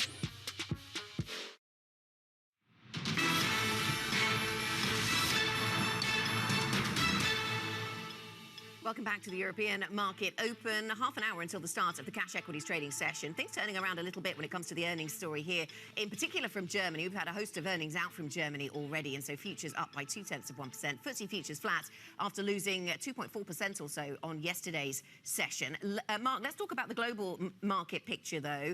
The semiconductor story, the margin call story, and why you're so focused on what's going on in Taiwan. Give us the sort of size and scope about why this matters. Yeah, the Taiwan moves this morning were really incredible. Unfortunately, there were losses rather than gains, but they still completely fascinated the attention of the kind of whole market briefly because it wasn't that wild a day. So we saw the Taiwan stock market at one point down 8.6%. Now, this was already after a very, very large fall yesterday. At one point for the year, since the April highs only a couple of weeks ago, it was down almost 15% at one point, and then it rebounded incredibly strongly. So you can see there on that chart that this puts the one-day moves going back over the last 50 years in context. That red dot is where it was intraday, i.e. completely unprecedented. Those blue dotted lines showed the limits did change, so it's a slightly different comparison, but it was still never seen before move. Now, part of the context behind this is that we've seen an explosion in volumes in the early start of this period of this year as the Taiwan stock market reached fresh highs, record highs almost by the day. And that is about the massive involvement of retail traders. So what's happened over the last 48 hours is very, very large margin calls happening, which is cleaning out the retail trading audience. And that has just seen basically a lesson for the rest of the equity markets around the world where we know retail traders have stepped up their involvement. So I think this has been a really fascinating story. And I'm curious to see how it plays out tomorrow. Now that those retail traders have been cleaned out, do they get back in? Or are they now kind of scared of this market for a while? Yeah, the amount of the big rise up in volumes we'd seen and exposure to this market in the run-up to these events today, quite stunning on some of those charts that we saw from our colleague David Inglis in earlier Asia programming. Let's get to the earnings story, though, Mark, because we need to keep across that as well. Ahold Delhaize has raised its forecast for 2021 earnings after a strong first quarter, but the grocer warns that business may become tougher in the rest of the year. That's after social constraints have begun to lift and consumers' spending behaviour returns to normal. The retailer experienced a pandemic-driven boom in grocery sales last year. Let's speak now to Frans Muller, Ahold Delhaize CEO. Frans, thank you so much for coming to speak to us today. So I understand the drivers of your strong performance and then perhaps a little bit of caution because we're all hoping for a bit more normal life. But what is the overall message you're trying to communicate today? Because you're increasing your guidance, but you are a little bit cautious about the rest of the year. Yeah, thank you very much for having me, and we all hope that we get back to normal life as soon as we can. But we had indeed a strong quarter. We came into the year strategically better positioned through our investments in online, our investments in the store, the 2.6 billion investments last year. So we feel confident about the remainder of the year, and that's why we also raised our EPS guidance to low to mid-teens from a high single digit earlier. And also, we also increased capacity in our online business, and that's why we also think that we could grow our online business for the total year by 40%, which is, of course, a big support for our total sales number as well. Good morning, Frans. Anna mentioned this idea of this kind of positive outlook, but some kind of caution out there. You keep on making a number of small acquisitions. I'm curious, do you have any ambition at some point to make a much bigger acquisition?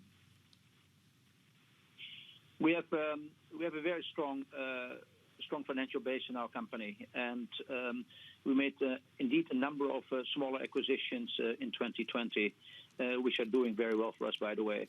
And we are very alert if the markets will further consolidate, and that we take a part of this. And we have good information there, but you can imagine that a number of retailers also got quite some tailwind into 2020. But I think consolidation will further be stronger in the second half of this year. So there could be some consolidation. You mentioned the online part of your business earlier, Frans, and I'm curious about your expectations there. You've said that your US e-commerce business will surge more than 60%, while global online sales growth will be more like 30%. Why is Europe held back on that front? What needs to change in Europe? What would allow Europe to catch up? Yeah, I don't know if I can speak about catching up. We had in Europe online sales growth of 18%, and for the total group of 100%, and in the US of 190%. In the 190% of our numbers, we also have our acquisition of Fresh Direct in. If we take Fresh Direct out, the New York company, which we bought last year, then you see that we have 135% growth in the US. So the numbers are not so far from each other, especially while we have also in Europe a bigger base. Together with bol.com and together with our Albert Heijn business. So I'm very happy with our online sales numbers. We have capacity in place. And for example, in the US, 95% of our consumer base has already access to same-day service of our online business. So I'm very happy with the strategic moves we made in investing in online, and that we also can satisfy our customers at the moment with increased demand. Given the day that's in it, we're getting US CPI later on today, and given your large US business, I'm curious what your perspective is on the inflation picture in the US, given that we're also seeing companies like consumer product companies like P&G say they're going to raise prices and pass it on to the end consumer. What's your perspective? Is inflation coming through faster or slower than expected? We have a CPI in the Northeast of 2.5% in the first quarter of this year. And you can imagine that it's our interest in the negotiation with our vendors when we talk about price increases that we only take on board legitimate price increases. So we have our should-cost models in place where we have economist departments who talk about what are the price of commodities, packaging materials, energy, and labor, and that we could try to get a good hand on what is a legitimate price increase. This is also the best protection for our consumers and our customers. And retail has been historically a very good way of deflating prices, because we don't want to pass on to consumers illegitimate price increases. So we negotiate there. We're very precise. Our should-cost models help, and we deal with this. If there are commodity prices which are growing, like, for example, grain or potentially energy, then we have to deal with this. But we dealt with this in the last decades very solidly, both in inflationary and deflationary environments. And I think we will be successful this year as well. And Frans, on that subject, are there any areas of the soft commodity space, so food prices in wholesale markets, that concern you at this point? Or do you think, from a developed market perspective, they're not too alarming? I think that you see some shortages, for example, in the total cost structures. For example, in the US, you see transportation being more scarce, the availability of drivers and truck movements. That might have an impact on inflation, as well as, for example, also the fuel prices linked to trucking. But overall, I'm pretty confident that we will have a good negotiation position with our vendors